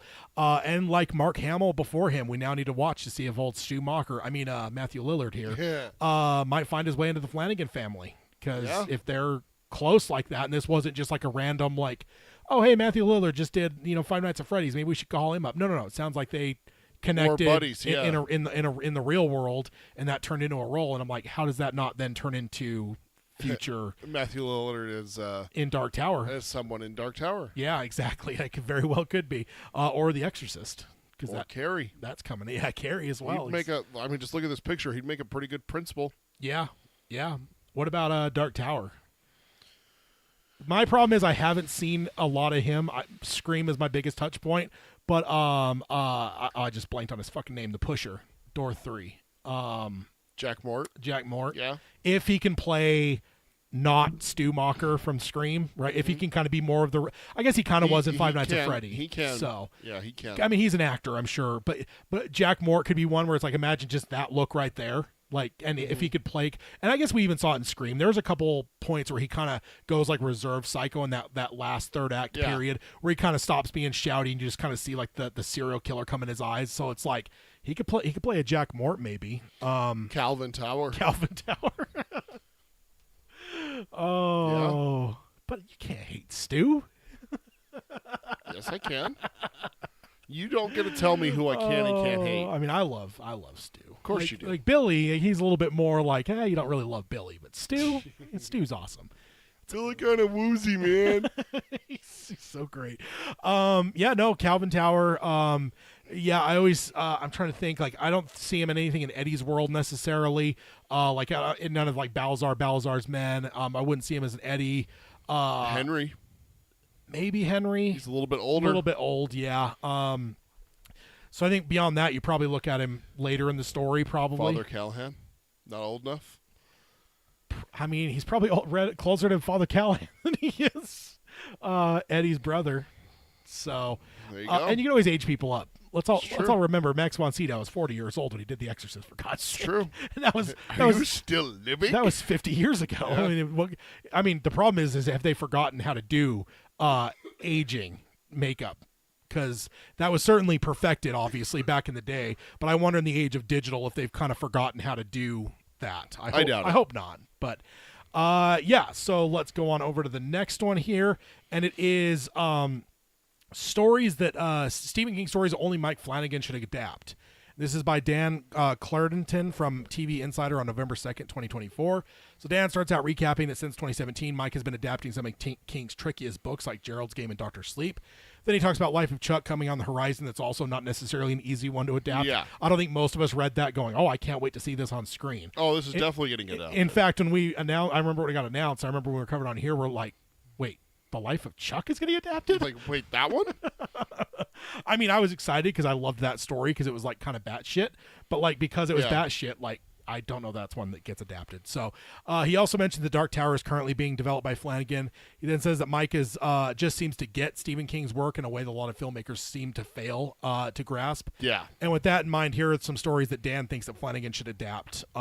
First one is Children of the Corn. I want just give me your knee-jerk reactions. Okay. He says Children of the Corn has been adapted for big screen 3 times in 1984, a film that then led to several sequels. But we're still waiting for that good cinematic version of the source material. That short story follows an estranged couple that chances upon a rural Nebraska town populated by a murderous cult of teenagers who wander the cornfields and worship a mysterious being known as He Who Walks Behind the Rose. Similarly, Flanagan's Midnight Mass also concerns a small town and an isolated community caught up in religious zeal. So we expect Flanagan can make some miracles with Children of the Corn. I mean, Oh, yeah. I almost don't doubt Flanagan. So there's none of these I'd be like, oh, Flanagan would suck at that. It would be Yeah. more of like, would I want to see it? And like this one, yes, because that's Honestly, this one I would be like, meh, I already have Midnight Mass. Why do I need to have a Midnight Mass light, you know? it's the evil kids for me. Evil kids are awesome. I guess. The next one, he says The Dark Tower, which he already Duh. mentions The Dark Tower. He says, but King considered this series of stories 8 novels, 1 novella, and 1 children's book, which I don't think I ever consider Charlie the Choo Choo, but honestly, we probably should. It is part of it. To be his magnum opus, it's a story about a gunslinger journeying across the post-apocalyptic midworld in search for the titular tower, the nexus point of the space-time continuum. A 2017 film adaptation did impress fans or critics, but as of June 2023, Flanagan has the rights to the story and is planning a 5-season TV series and 2 feature films, and is in the process of making that happen. I would say that he is wrong in that because June 2023, I think it was 2022 that was announced. Yep. As well as we found out recently that he got He the got rights. it like 2020. Yeah, 2020. Yeah, it was 20. Yeah, which because is we're like, we had it during COVID? yeah, and he had it like probably within a month or two of the Glen Amazon. Mazzara one falling Yeah. apart. So he's a little bit off on his dates there. And he says, and it might just be his magnum opus too. He told Deadline that the pilot script is one of the favorite things he's ever worked on. And that he's been thinking about adapting it for more than half his life. Nothing's given in Hollywood though, especially with no filming dates slated or network attached. We have faith that one day the Flanagan-verse version of the Dark Tower will see the light of day. Duma Key is the next one. You've read it, I haven't. I know that Chris from Australia. It's one I always associate with him because he was he loved it so much. It says after surviving a construction accident and a divorce, Edgar Fremantle moves from Minnesota to Florida coast, where he starts painting pictures that have a power of their own. Meanwhile, Elizabeth Eastlake, one of Edgar's new neighbors on the Duma Key, is an elderly woman who is losing her memory but is haunted by her past. The tenacity of love, the pearls of creativity, the mystery of memory, and the nature of the supernatural. Stephen King gives a novel as fascinating as it is gripping and terrifying as what the book flap reads. So much of Flanagan's work involves memories and memory loss in particular, especially Midnight Mass and The Haunting of Bly Manor. So we'd imagine seeing his depiction of Elizabeth's dementia would be particularly moving. So I couldn't imagine that. I mean, again, I'm not going to say any of these sound bad, but I mean, Flanagan doing a King thing, I'm always going to say yes, so long as the Dark Tower is done, or Just hook it to my veins! as long as the Dark Tower is on its way. That's the only thing. No more putting stuff in between. So From a Buick 8 is the next one. Oh, the Lovecraftian one. Yeah, that was my first thought. I was like, ooh, Flanagan? with Lovecraftian horror. What did you think of Doom McKee, like Flanagan-wise? Yay, nay? Yeah, it'd be fine, but again, No. I'm with you with what you said. What you said actually makes me realize what I'm feeling. Yes, after. Not before Dark Tower, after. So it says, after Pennsylvania state trooper dies in a drunk driving accident, his young son starts hanging around the Troop D headquarters and comes across a Buick 8 that has been the state trooper's secret for decades. The car seems to have a life of its own. From a Buick 8 is a novel about the fascination with the deadly things, about our instances on answers when there are none. About terror and courage in the faces of the unknown. The synopsis adds, he says, Midnight Mass also deals with the ramifications of a drunk driver's actions, and that beating heart of the story was Flanagan's worst fear, as he told the New York Times. Adapting from Buick 8 would offer him another chance to exercise that demon. We all know that Flanagan is a recovering alcoholic, so that will always be something that will play pretty well for him. I mean, for me, this one might be one of the more exciting ones, because the Lovecraftian element, I'm like, what could Flanagan do with exactly. a Lovecraftian thing? The Girl Who Loved Tom Gordon. Yes. So this book follows 9-year-old Trisha McFarland. Gets lost during her family's Appalachian Trail hike. Worse yet, Trisha is haunted by an unseen entity in the woods. That's always fun. And everything else that threatens to overwhelm her with nasty, no-brain panic. Her only ally is an imagination of Boston Red Sox relief pitcher Tom Gordon. Flanagan's Gerald game also depicts a supernatural fight for survival and sanity off the grid. And we imagine his take on the girl would be just as nerve shredding. So that I agree with. I do think that would be just the Moonlight Man on screen was enough to prove to me that I don't know if the Girl Who Loved Tom Gordon monster ever gets seen, but if it does, Flanagan does well with that kind of stuff. Yeah, Baraki says that Doom McKee was okay, but to me it didn't seem very Kingish. I could have believed it was written by Kuntz, and then he says he loves the girl who loved Tom Gordon. Loved Tom Gordon. He abbreviated. I don't blame him. That's a long title. Yeah. Maybe I'm gonna have to make that a 2025 read then. You were hyping that on the Hangout yesterday too. Dude, the girl, my wife did read it. I talked to her last night. We were talking about it last night. Good time to bring it up, I guess. My wife surprised me for my birthday. She's reading it. And she's avid clown hater. Yeah, well, fearer. She's got she hates clowns. With a passion. She is not a clown fan. Yeah, I was watching an old wrestling pay-per-view the other day, and someone had a Doink the Clown mask in the audience, and it kept showing because it was one of the main camera shots, and they were in the background, and she's like, "Why is there a freaking clown?" She was not happy with it. She was very upset. So the fact that she is listening, she's very early on, so we will be getting updates from her with that. And she does chat in the Geekery Abides when we do our reading, watching, playing, and everything. So it is exciting that she's reading that. But I did ask her what her third Stephen King novel was, because she's read The Girl Who Loves Tom Gordon and Salem's Lot. She has read 11/22/63. Ah, okay. That was the. Okay. I didn't know. Did that wreck her? Dude. Yeah, she's she cried. Yeah. Hard. Yeah. I mean, I don't blame her. Yeah. Now, just to prove myself a liar, this one might be my favorite on the list. Joyland. So we were just talking yesterday on on our Hangout. We were talking about what's our kind of favorite underrated King ones, and Joyland is probably one of my favorite underrated Kings. Once in development as a TV series for Freeform, Joyland is coming-of-age tale that publisher Titan Books says has an emotional wallop akin to that of The Green Mile of the Shawshank Redemption. The novel follows a young man named Devin Jones who gets a summer job at North Carolina amusement park called Joyland and starts investigating the years-old mystery of a murder of a young woman named Linda Gray at the hands of the Carney Killer. By the time Devin's hiring at Joyland, Linda is haunting the park's horror house Dark Ride. And the haunted houses are certainly Flanagan's Ballywick, but the filmmaker is also adept at depicting mysteries set across decades, like The Haunting of Hill House. So that one's pretty high up for me. That one, I think that one would be number one, aside from obviously Dark Tower's number one.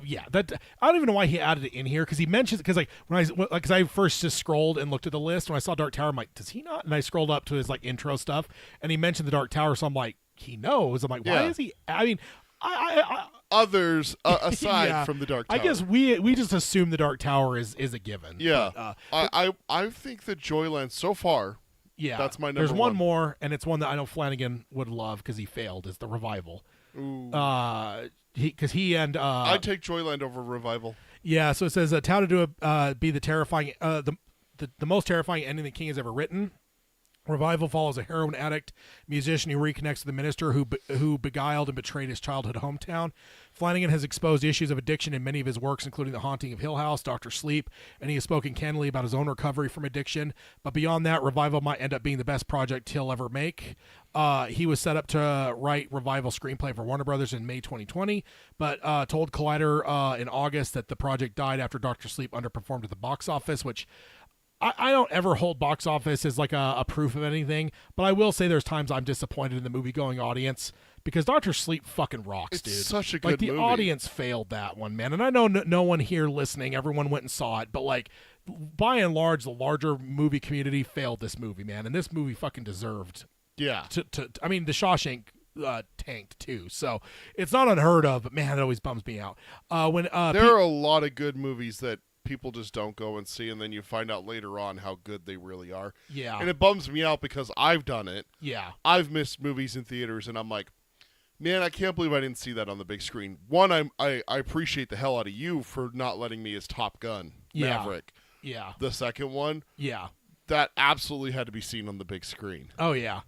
And then there's a quote, when people ask me what's the Phantom Limb, what project that got away, and it'll always be Revival, is a quote from Flanagan. So I do kind of feel that like Dr. Sleep not doing well and then costing him Revival could be one of those, The Thing flopped, so John Carpenter lost Firestarter. Yeah. Like there's that historic where it's like, oh my God, what could have been? Yeah. One of the greatest horror directors of all time, if not the greatest horror director of all time, the master of horror across the ages, John fucking Carpenter, and one of the greatest films he ever made cost him, because it didn't do well at the box office, cost him doing Firestarter, one of your favorite King books. It's just one of those what could have been. And like down the road, I wonder, as Flanagan gets more and more Stephen King stuff under his belt, if we're going to continue looking at that going, my God, he could have had Revival. He could have done Revival. Because Revival is fucking nuts, dude. It's unreal. As well as he doesn't mention it, but the time, because that goes over yeah. such a course of time, kind of like Haunting of Hill House. What is it, like, I think it's a course of 60 years? Yeah, it's a lot more than Hill House, but Yeah. Flanagan's played with time enough to where like I think he could pull it off. But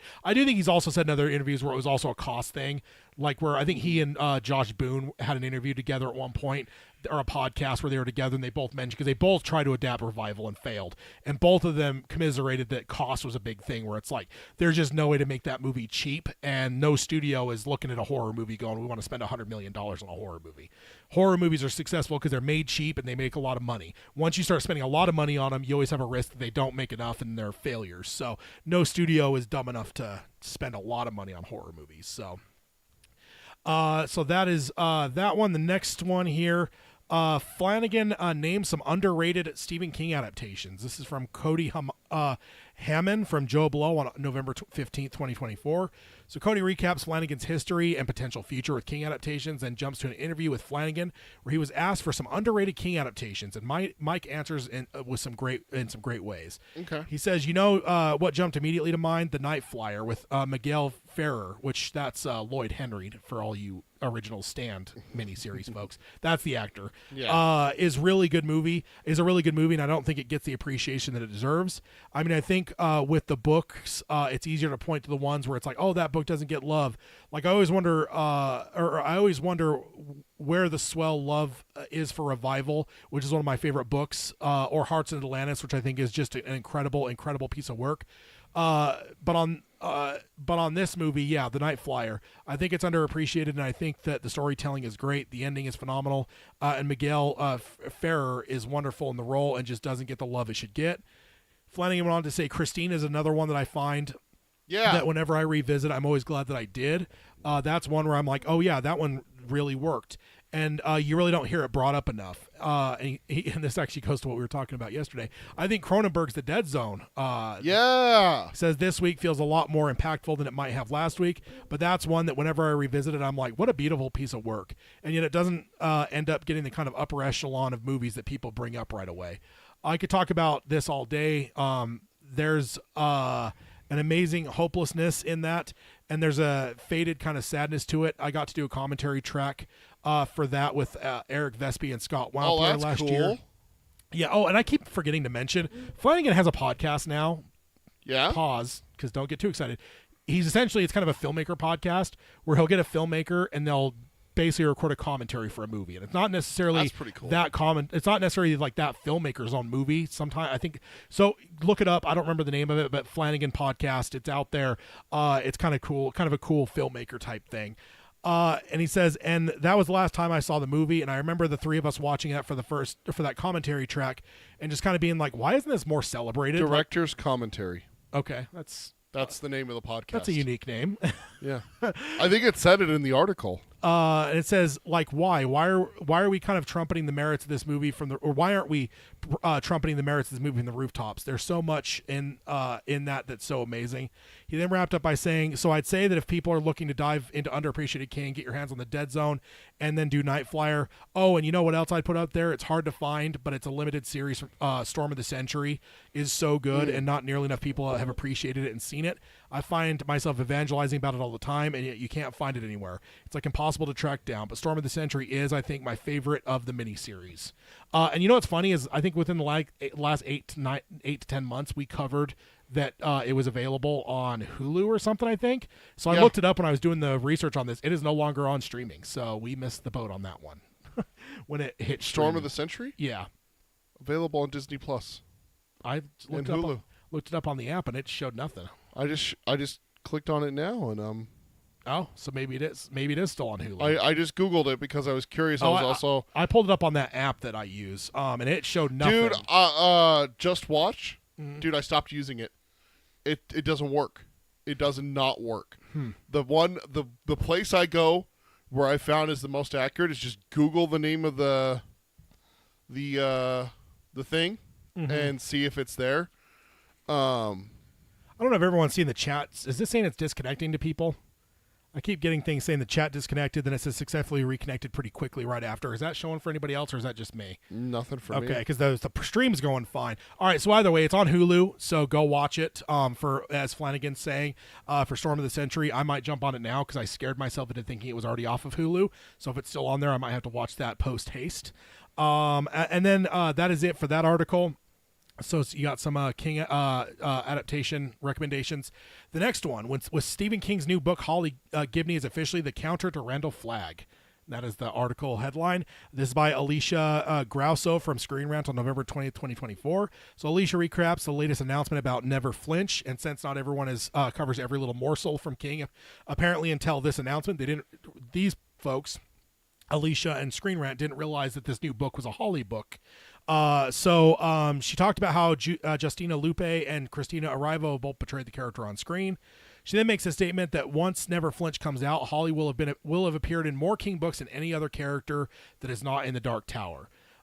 Which, of course, by our rule, we only count the Dark Tower as one because 8 entries, that's kind of cheating. That's cheating. So, because that, it'd make all the Dark Tower characters ringers and unbeatable. Well, not all. Roland and Jake would be unbeatable, but I guess Eddie doesn't show up in one of the books. He's not in the first book. Neither is Susanna. But they are both in Wind Through the Keyhole, so, I mean, even if you want to count that. Roland also has Little Sisters of Illyria. Yeah. So...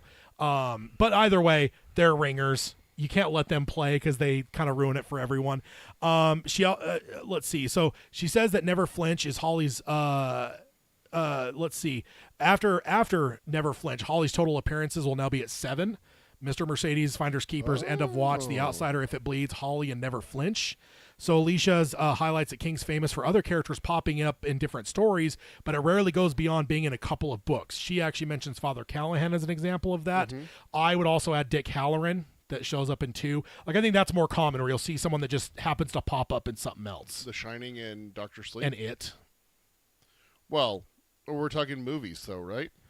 No, this is books. Yeah. Yeah, Halloran shows up in It. Yeah. So that's an example I gave. She gave Father Callahan as an example of one that popped up in 2. I think it's more common where you'll just see like technically Callahan's in 3 because again, if we're counting the way that she's counting, he's in 5, 6, and 7. Yeah, but it's not a lot. So she mentions that if you count the Dark Tower, then Roland has 9, 8 Dark Tower books and Little Sisters of Illyria. She mentions that if you count the Dark Towers individually, then Flagg is the king with 9 novels and various short stories and potentially even more, as there's a number of fan theories out there of Flagg being people that appear under different names. For instance, earlier we were just talking about Children of the Corn, and He Who Walks Behind the Corn sure sounds like Randall Flagg to me. I mean, so she also goes one further though and says that Holly is only one aside from Flagg, or is the only one aside from Flagg to appear in at least 3 largely unconnected works as major characters. She kind of pops up. Mr. Mercedes, the Outsider, and Holly. Yeah, she's the through thread, but they're not like those aren't sequels to like Mr. Mercedes. They're their own thing. So the Mercedes trilogy is its own thing. But then it's like then she popped up in the Outsider, and it's like if it bleeds, do you count that as a sequel to the Outsider? And then Holly's its own. That's the Outsider 1.5. But still, that's 3 major through lines. If you want to like try to get all nerdy about this, so. But then she goes one step further and calls Holly the king versus mirror to Randall Flagg. She says she says where, and I'm going to put in parentheses, in her opinion, Flagg is the ultimate expression of evil. Of course, because I would never agree to such things. He is evil. She says, while that's the case, Holly is a force for good.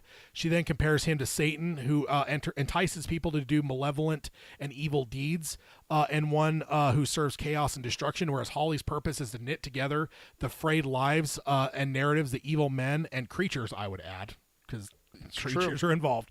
They unravel, making her the symbolic opposite to Flagg. I've never really thought of it that way, but that's actually a really good point. Like, she kind of is like the anti-Flagg. She is in a lot of ways, and now like she's kind of in that heavyweight. And I think we talked about that months ago when we first heard that King's next book. He said Holly's in one more at least. We said like that's going to put her up there with like Roland being the only other one if you count the Dark Towers individually. He's the only one above her, and Flagg, I guess, because again, there's some ambiguity with Flagg because he comes in different names, right? It's a matter of confirmed versus unconfirmed for Flagg. But I think the whole quartet would be up there with her. Because, I mean, Eddie, Susanna have 6 books and then went to the Keyhole, so 7. Yeah, seven books. If you counted them individually, they would match her. Yeah. Yeah. This is the one coming in. I guess we can count the creature as well. You better count him. He's the most beloved character. Second most beloved. Second, you keep forgetting that. I always forget that. I can't believe that Eddie beat him. Yeah, 1 vote. Came out to 1 vote. All right, and then we got one more news article here. Judy Greer teases her upcoming adaptation of King's The Long Walk. It's really, really dark story, she says. I mean, yeah, it's a bunch of teens getting murdered, so. And this is from Chris McPherson from Collider on November 8th, 2024. So Chris talks about how we have anticipated an adaptation for The Long Walk for decades, and it's finally coming to the big screen fairly soon. He talks about how a compatriot of his at Collider interviewed Judy Greer and asked her about the experiences of working on The Long Walk, including a cast of a lot of young talent. This is a quote from Judy, and of course Judy I know as Laurie's daughter in the new Halloween trilogy. I'm sure she's been in other stuff, but that's what she is for me. It's called The Long Walk. It's based on a novel by Stephen King that he wrote in 1979. It was in response to the Vietnam War. Our movie kind of takes place again in sort of like a timeless place. There's some technology, but there's a lot of throwback elements to the script. Francis Lawrence directed it, and Copper Hoffman is the star. There's so many great young actors in this movie. I'm excited for all the talent that's going to emerge. She says it's really, really, really dark story. It's a really, really dark story, and it'll probably be perfect for when it comes out. My husband just read the book, and every night in bed he'd be turning pages like, "Oh my God, oh my God," she laughs. I'm like, I know, I'm telling you every day when I was shooting, and he's like, yeah, but this is really dark. Yeah. So she says it's a dark story about a competition show, but it's beautiful, and the performances I got to watch when I was on set was stunning. Personally, it's so nice to sometimes see movies cast with people I don't already know, because I can kind of lose myself in the story, not like I watched the movie and I'm like, oh yeah, I need to call her, and she laughs. I'm like, I don't know who these all are, and they're amazing. And that's kind of how I felt when I was on set. These young guys are incredible. So some hype for The Long Walk. I feel like it's kind of getting lost in the mix a little bit.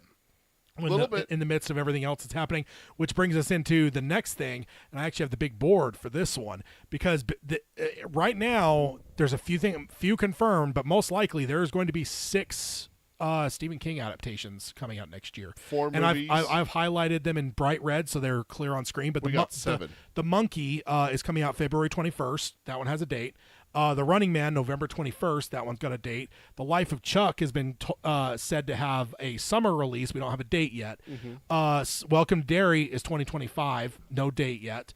The Long Walk, TBA, but with where it's at in shooting right now, there's a good chance that comes out next year, as well as The Institute is already in the midst of shooting right now, so there's a good chance that come out next year.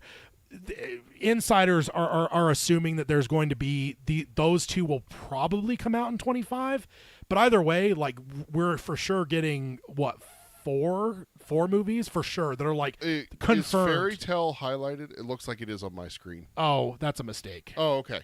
Yeah, no, there's not Fairy Tale. Okay. No, not Fairy Tale. Okay. So yeah, maybe I accidentally.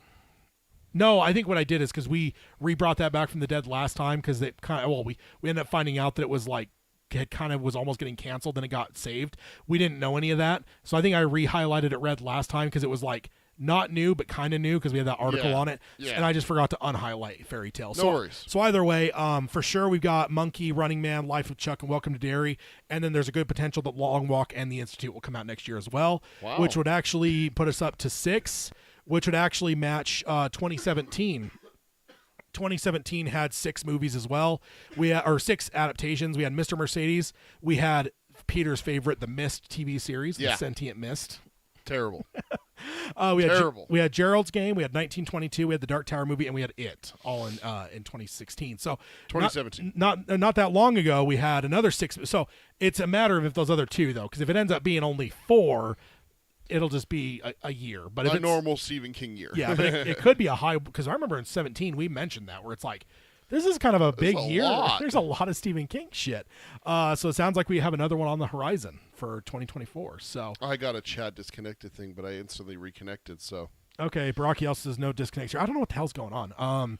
I do know there's probably a little bit more traffic on my network today than normal, so that maybe is part of it. I don't know. I've just never seen that before in the years we've been doing. First time for me too. Let's see.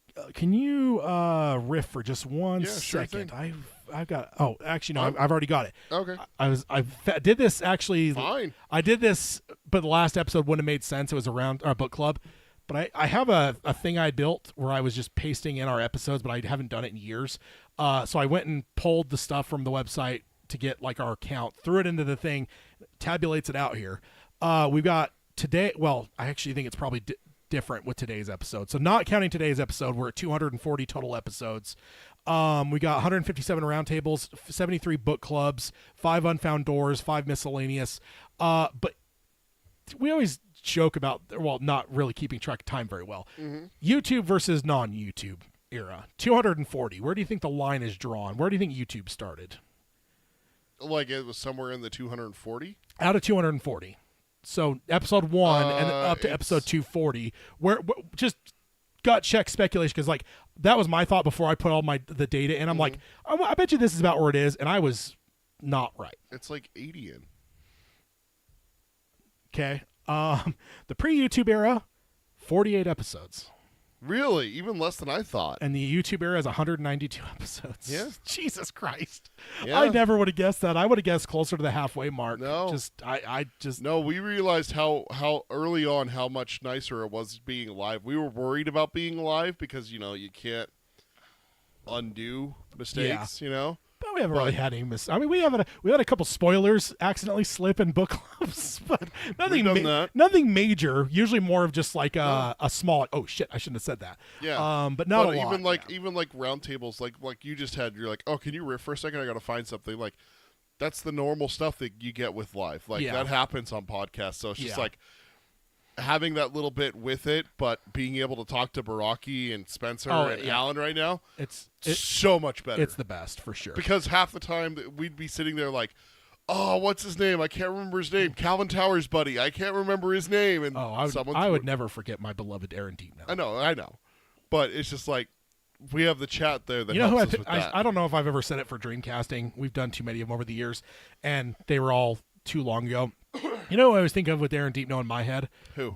Ian McKellen. Oh, yeah. That's just... Dude, just have him and Patrick Stewart play the two. Maybe it's the chess. Maybe it's the chess thing. You know, Magneto's playing chess in the X-Men movies all the time. But now over to odds and ends. The only odds and ends I've got is 11/22/63 is now available to stream again. We covered it a couple episodes ago, where apparently it had disappeared off Hulu. Apparently it happened back in the summer. I only noticed it. But apparently now Tubi has it. So if you do want to watch 11/22/63, it is now available to stream again. I double checked just to make sure that I wasn't crazy with like the Google search. The Dead Zone's available on Hulu, but with a premium subscription, I think it's Stars. Okay. And then Storm of the Century is available just for Hulu subscribers. Yeah, because that's what it was when we covered it. Was you know what I'm just thinking too? Do we have? I don't know if we have a slide for emails. We don't. I Did you delete it because we haven't had one for a while? I don't know. I just don't think we ever carried it over from the old slideshows. Now that I'm thinking about what you did, because it has the alley picture was the email picture where it's the note being slid across the bar. Oh yeah, I don't know. It's not on here. So I do not currently have an email thing. So let's just go over. Hashtag Tad is terrible. He lets us down again. Where is How dare he? Oh, let's just go over to the Palaver slide for it then.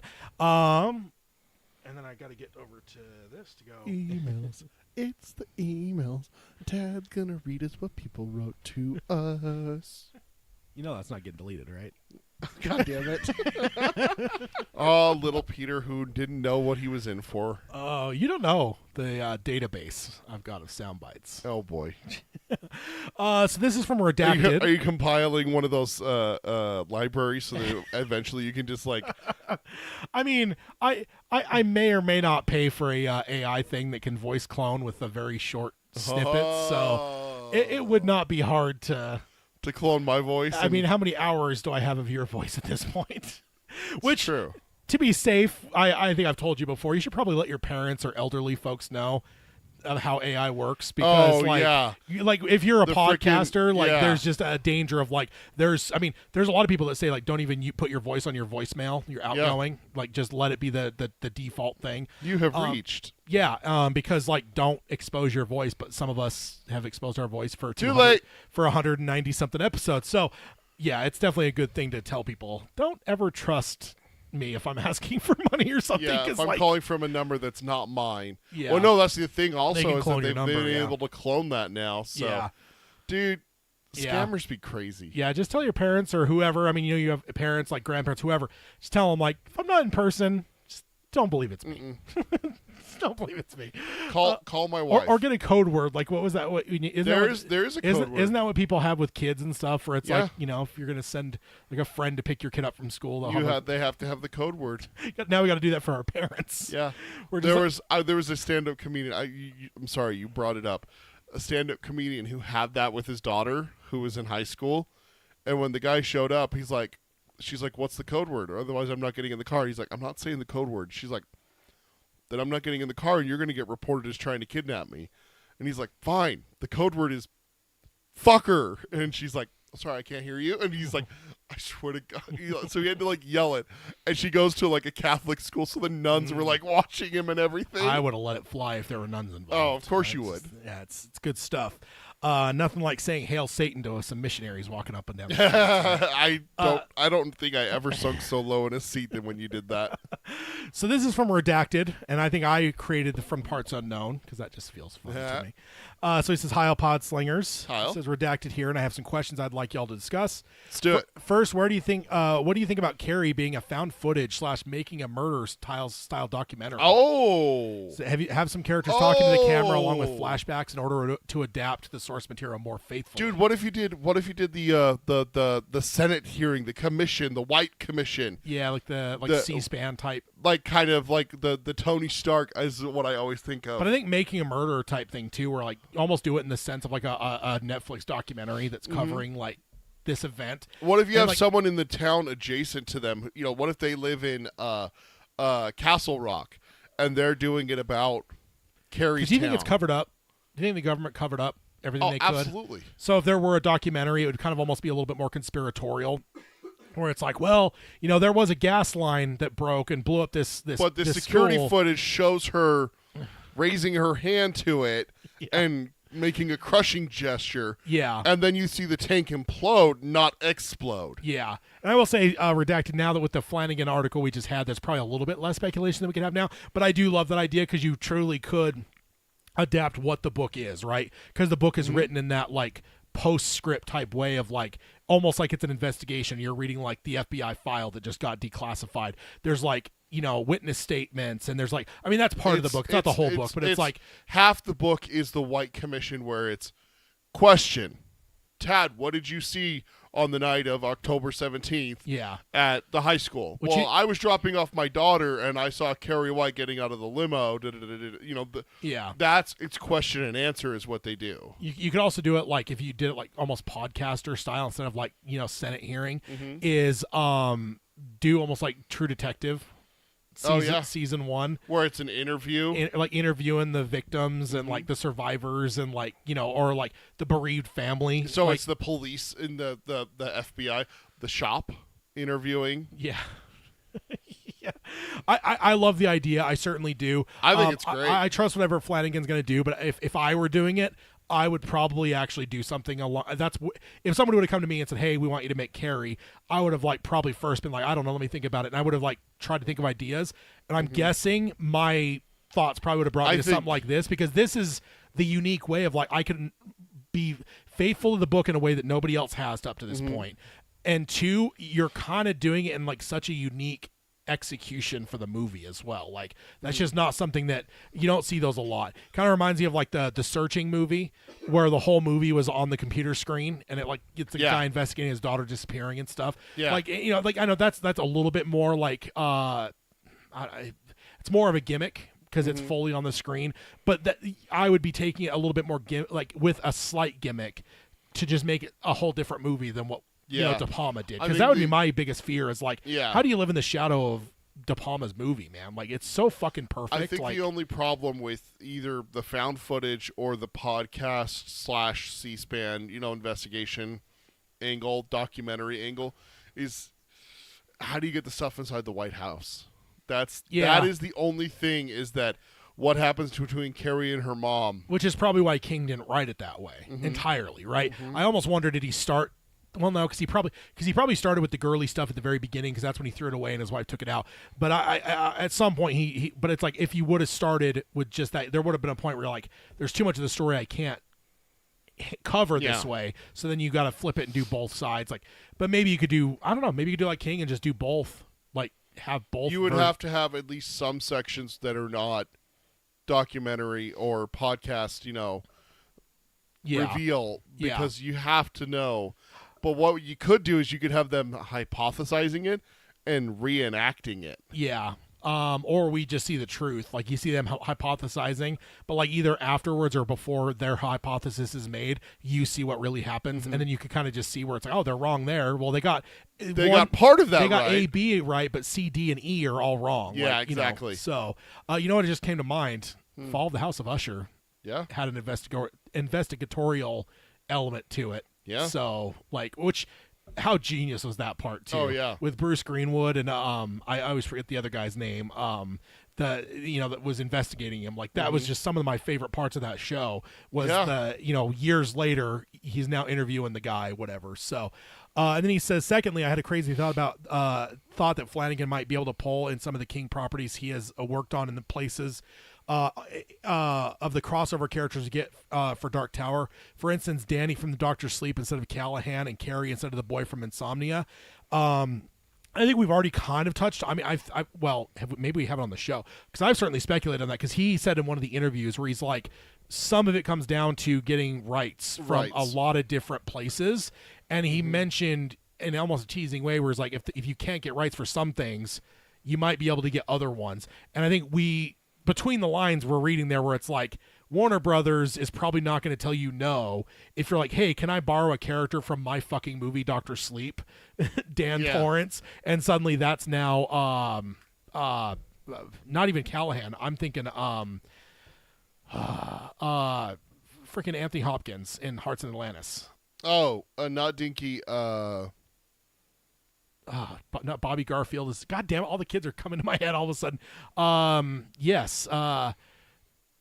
that's annoying when that happens. But like for him, if they couldn't get his role, I feel like Dan can fit right into that role really well. Because I think Father Callahan, I don't know. Well, I guess you can kind of go Dan in Father Callahan's role because the True Knot, what are they if not vampires?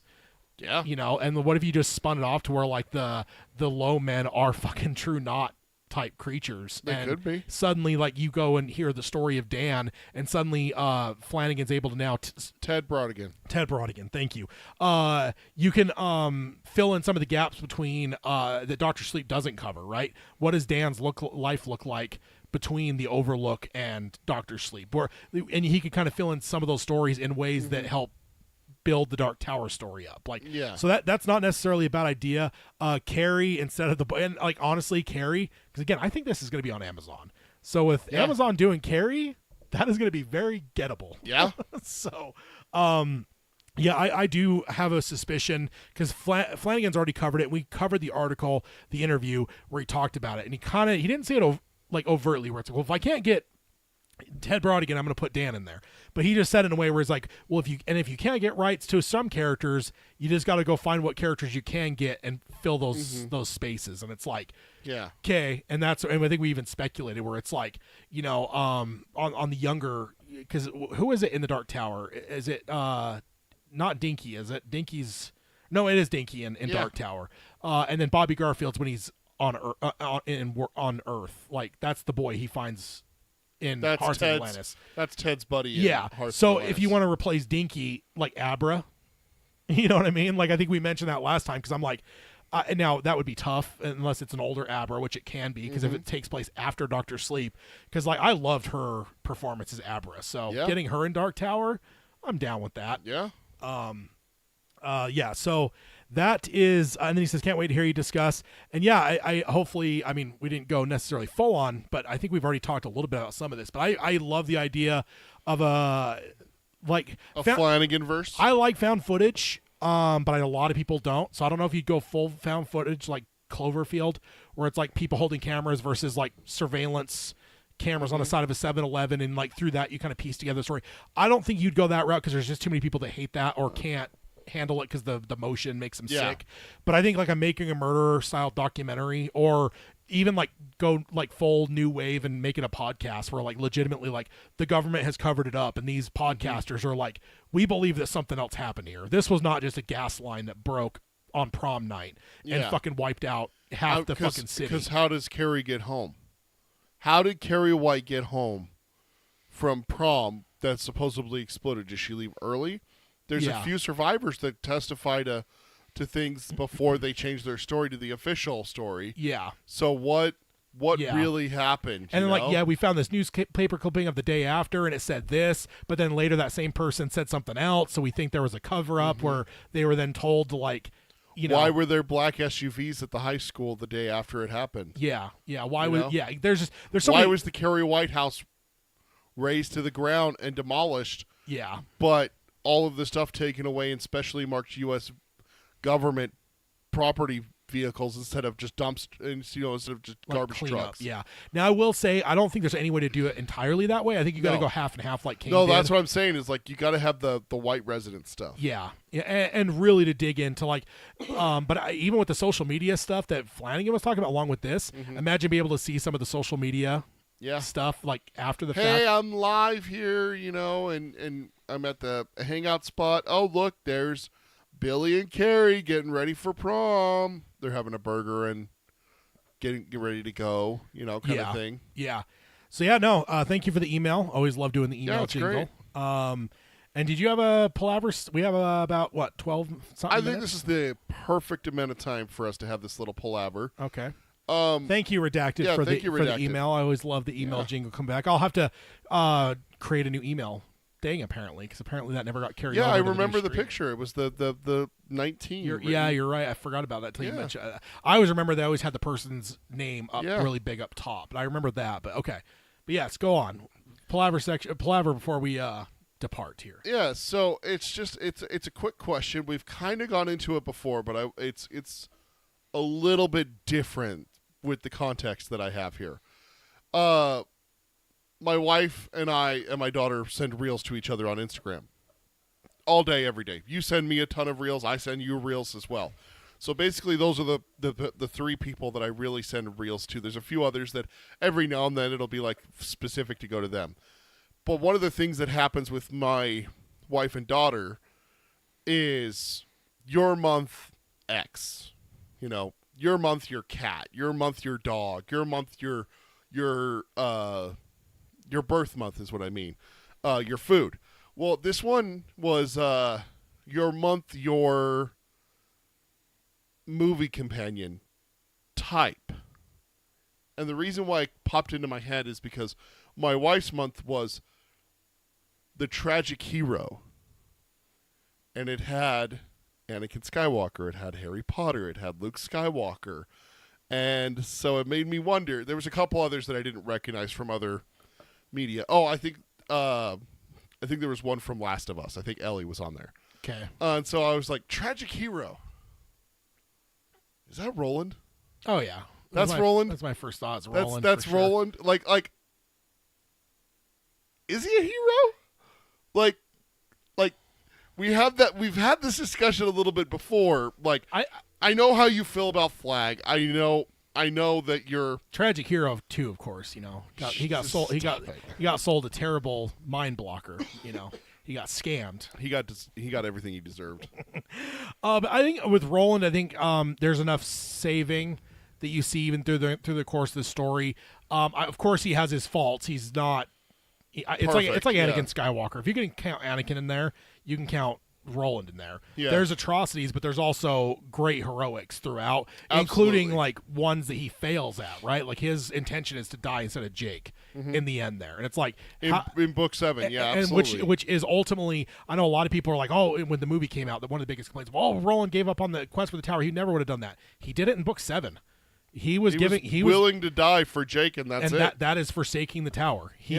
Now he knows that his quartet will go on, but like that is something that Roland has never done before. What quartet? At that point, Eddie's dying, so yeah, but it's like ultimately, I think the thought is that Jake would probably continue on, and like he's whatever is left of the quartet. And if Jake continues, Oi continues, and then Jake and Oi are going, most likely Susanna would go with Jake. Absolutely, she would go. You think so? Oh yeah, Eddie and Jake. She's got that motherly thing with him. She's not letting him go on alone. She won't convince him to go to depart. To stop. Same with Eddie. Eddie's so tower obsessed and he tells Roland that a number of times. So it's like, I think you said at one point that you believed in book 7, maybe book 6. At some point, the obsession with the tower switched from Roland to Eddie. That Eddie was more obsessed with the tower than Roland was. I mean, he's got an addictive personality. It's so. true. But I think for Roland to then, of course, it doesn't pan out because of King. But Roland's thought process is to give up, essentially, forsake his quest and give his life for Jake's life for Jake to survive. Like, to me, that's like the ultimate heroics, right? Like, that's more heroic than I would say anything that Anakin ever did. I mean, I know that you have the whole Clone Wars, you have a lot of stuff with Anakin. I'm not trying to take anything away from him, but I think like, Anakin doesn't have that same driving mission that Roland does, like the singular focus, except for maybe his wife, right? So it's like, okay, is Anakin ever going to like sacrifice his wife or give up the protection of his wife to save someone else? I just don't know that he does that. Yeah, if it comes down if to it's choosing... the Spider-Man, yeah, you gotta, that's exactly what I was going for, is if Yeah. it came down to choosing between saving Padme and saving an army of clones. Obi-Wan or Ahsoka. An army of clones and Ahsoka, Yeah. he would still choose to save Padme. Yeah, and I think it's the same thing as like Padme is the tower for Roland, where whatever else is there, like Jake is the other thing, and it's like he chose the other thing. Now, yes, his body failed him and stopped that from going through, but his every intention, because we were able to get into his mind, was that I'm dying here, not Jake. Like, he had that intention when they were driving there. Yeah, and there wasn't a thing of like, oh, he second guessed it, and that momentary hesitation caused Jake. No, it was 100% his body failing. Physically failed him. And it's like, to me, like I don't think you could even argue that Roland's a hero. Now, okay. Is he problematic in areas? Absolutely, especially early on. Slaughtering of tall. I guess I haven't mentioned it this whole episode. I can't believe I didn't mention it. I started The Dark Tower again. Oh yeah. Yeah, I finished that Batman book, Batman Resurrection. And I was looking through my stuff, and I was just like, you know what? I hear the call of the turtle, Yeah. And so I'm enjoying the 3. I'm already through Gunslinger, so. Okay. Sweet. Yeah. That's awesome. What do you think, though? Are you doubting Roland as I was doubting it for a little bit, but you got me convinced, honestly. Yeah, I mean, of course, Flag is a hero, tragic hero. No, as well. he's not. But, Stop it. No. But yeah, for Roland, I think that, especially if you're going to count, like, again, if you're going to count Anakin, and I love Anakin, and I'll defend Anakin, but I think that, I'm just saying that if you accept Anakin, which I think most people probably would, you're going to take some atrocities along with that. Yeah, you and have I think, to. And I think it's the same with Roland. It's like, so if Anakin's acceptable, Roland has to be. And I think, and ultimately Roland's, and I guess Vader does give up and Anakin, whoever we want to call it, gives up his life to save his son. So it's kind of the same thing. Mm-hmm. But I feel like that's kind of feels like more at the end of all things. Like the unresolved, like Padme becomes his son, right? And that's why his fixation's on Luke. And so like that kind of transfers. Like there's no transfer for Roland. The tower's still there. And like it still needs to, in his mind, be saved, even though at that point I don't think that it's necessary. See, I would make the argument for Anakin and the comparison you're doing with Anakin and Vader is that when Anakin becomes Vader and forsakes the tower, well, that's because he believed that the tower was gone. His family's gone. So from episode 3 to episode 4, there is no tower. Yeah, no. That's where you have to. That's a different scenario. Roland's never had that. Roland's never been without the tower ever since he found out about it. In Magus and everything like that. When he looks into the pink rainbow, the pink orb, the tower's there, nonstop. Vader and Anakin lose that. Yeah. So they lose that, and it shifts to like serving his master and pursuing the dark side. Like that kind of becomes his and I think order. I think it's more justice and order for my new empire. You know that line that he says to your new empire. I think that's where Anakin was thinking is like, I got to protect the little people. Yeah. While stepping on the little people, he was misguided. That's obviously what Anakin's character is misguided. Yeah. But is he still a hero? Fucking yeah, absolutely. And I would. And Baraki says it too. Toll was dying anyway, and Toll was self-defense. And I'm with Baraki on this. But anyone who points to that as being like Roland's a monster, it's like they were trying to fucking murder him. Yeah. And I would say that like the Jake dropping is a bigger one I'd point to. I would point to the fact that where we covered earlier this year when we were getting into the story of the flashback of book 4, he said, my life is full of betraying the people closest to me. Mm-hmm. I'm going to tell you this one story that will kind of be the avatar for all of them, which is the Susan story, where it's like he ultimately chooses the tower over her. Like maybe it isn't as direct as the Spider-Man example of like, Mary Jane or this school bus of children, but it's like he had a choice there, and he may have even been slightly deceived that Susan was safe, but it's like still, even if it was more clear, I think he chooses the tower. I think once he sees the orb, there's an obsession there that is... If he has Susan, he's not going to get to the tower. Yeah, and so the Susan is the first thing that he sacrifices, but it won't be the last. Like I'm sure that throughout time, like other members of his quartet, I'm sure there's times that like I don't think he ever like forsook his creed as a gunslinger, like we see in 5 when Eddie's like, we get this is, we don't have time for this, and Roland's like, no, this is what we are. Yeah, this is the gunslinger. This isn't him saying, well, like this is how the gunslingers did it of old and everything like that. No, he made sure to make it perfectly clear to Eddie, because I love book 5. This is one of the reasons why I love book 5. He's like, this is who we are, and we can't not me. Yeah, we. Yeah, this is you, Susanna, Jake, Oi, me. The quartet is this. Yeah, so I don't think he ever would have forsaken any of those elements of his gunslingerness, but I do think that there's like loved ones and people that trusted him that he sacrificed.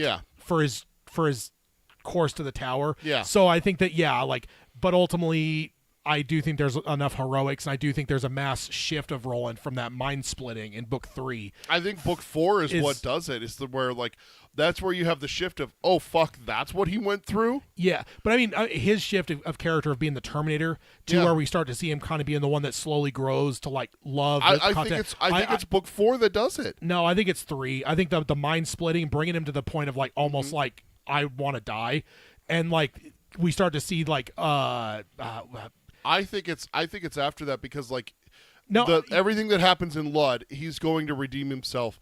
I still think he's very Terminator-ish and everything like that, going to Lud, saving Jake, using but see right there, that's a Terminator action.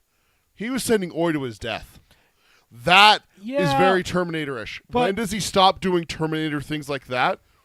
Book 5. I don't know that he ever fully stops, because I would No. say that like after the door thing, he promises Jake. Now in his mind he questions, is this a real promise? Right. But I think that's more of like knowing his own history and going, is this a true promise? Can I keep this promise? Can I keep it? But ultimately he makes the I promise. can swear off pizza, never to eat pizza again, but it being my favorite food, am I going to doubt myself? Yes, I am. But I do think that like I think that the mind splitting stuff really is what changed Roland, and I think that from there, like there's that's the big bang moment, and then everything past that is his evolution to being the more human Roland that we end up seeing, and each thing in book 4 telling the story, that's something he never would have done, but the stuff in book 3 all the way up through saving Jake and embracing him. I mean, think about how he treated Jake in the first book. It's like the boy. Like, just he's very arm's length, and then now he's embracing him, risking his life, like promising him, I'm never going to forsake it. And he there's like a truth. Like, I know he's doubting himself, but there's a truth to what he's saying. He does not want to, like lose Jake again. And I think from there you start to see like the snowball effect of like Roland. I'm gonna have to write this down because we're out of time now. But I disagree that it's book 3. I think it's book 4. Roland's turning point is book 4 when he tells his backstory. I really do think it is with everything that we're going through. You can take it down as a debate for sure, because I think that that's just a symptom of his because I think it's like it's on a scale, right? A scale of salvation, and I think there's a point when like he doesn't care about it to the point where he starts to kind of redeem himself, like the Red Dead scale, where the Red Dead thing starts to move up. Honor, yeah. And there's that point, like, a lot of people that play the first time, once a certain point happens for a character, a lot of people start to turn, even if they're being bad, it kind of makes them better character. And I guess what the debate comes down to is where's that point for Roland? Where's the point when it starts to shift? So, but yeah, we'll to be continued on that one for sure. All right, so that will do it. Let's go ahead and hit the outro stuff real quick. First of all, I do also want to throw the March Insanity stuff up. Get your nominations in. You still have till basically December is tomorrow, so you've got 30 days, 31 days, 31 days to get your nominations in. Send those in any way you want. Social media, email, here on the comment on the videos, whether you're here live or whether you're watching in the future, as long as it's before December 31st at midnight. Get those nominations in. Nominate as many as you want. The first topic for the Dark Tower bracket topic is favorite spoken line. Non-Dark Tower bracket, the Stephen King everything but Dark Tower is most hated non-Dark Tower character. I know I'm trying to keep that very distinct because I don't want Dark Tower characters to show up in that King poll. I know that Dark Tower is part of King, but we're going to isolate them for the sake of the polls. So most hated characters in Stephen King that are not Dark Tower. Those are your bracket questions. Send your nominations in. Flag counts as a non-Dark Tower character, by the way. Yeah, because his first appearance is in the stand. Right. So I think that anyone that crosses over, I would more go into the realm of like where do they appear first, or where are they Father Callahan is a Salem's Lot character. Yeah, or where are they more prevalent? I think it'd even be an argument too, where it's like somebody shows up in Dark Tower for the first time, but then later there's a whole book where like suddenly they're fucking huge, and it's like, oh my, that's their book. Like I don't think that really exists. But if it were, like, I think it comes. Like, We'll make judgments if we have to, but yeah, Flag definitely counts as non-Dark Tower, but he wouldn't be hated. He's most beloved. You didn't even make it on the bracket for most beloved. Thank you. So if you want to subscribe to the show, you can do that on any podcasting delivery service of your choice. You can stream us on Spotify, Amazon Music, Audible, any podcasting service of your choice if you don't want to stream live. Our live streams are over here at youtube.com/darktowerpalaver. Find the live shows every other week. Or you can find the old shows if you want to watch those as well. The show notes are over at darktowerpalaver.com. Email the show for any of those things, as well as if you want to support the show, it's at patreon.com/darktowerpalaver. If you want to send your bracket stuff in, Peter can tell you the ways to do that. Basically, any of our social media, as well as our emails, any of those places, send them anywhere. I will compile them from every place into one master list after the year is over. And then That's what Tad's going to do on his week off. Suss out the week. It's gonna. No. When the episode. For the episode. I thought you were talking work. I'm like, you think I'm No, you got more than a week off coming up. I know that. Email us. It's show@darktowerpalaver.com. And then our threads and Instagram is darktowerpalaver, all one word, no spaces. And then our blue sky is at darktowerpalaver.bsky.social. And then our Twitter that we still have for a little bit. Oh yeah, we have Twitter. Okay. I'm until it burns in flames, I'll Okay. stick it out. At Dark Tower Pod, that's at Dark Tower POD. Our Facebook is facebook.com/Dark Tower Palaver. And then get a merch, tpublic.com/users/Dark Tower Palaver. Yes, indeed. And we'll be back in a fortnight for a book club. Wait, yes, a book club. Yes. See, it feels like it should be wrong because of the way we're flipping things around, but no, this is a third episode, so so a book club in a fortnight, and then we'll be back a fortnight after that for the year-end bash as we kick ourselves into 2025, which I can't wait for. So we'll sign off as we always do by saying long days and pleasant nights. Long days and pleasant nights, folks. Boy. All right, everyone in the chat, thank y'all for joining. Thanks for being part of the conversation. You guys are awesome. We'll either see you in a fortnight if you're a just Dark Tower listener alone, or we'll see you on the other side for Geekery Abides here in a few minutes. See you guys. Bye.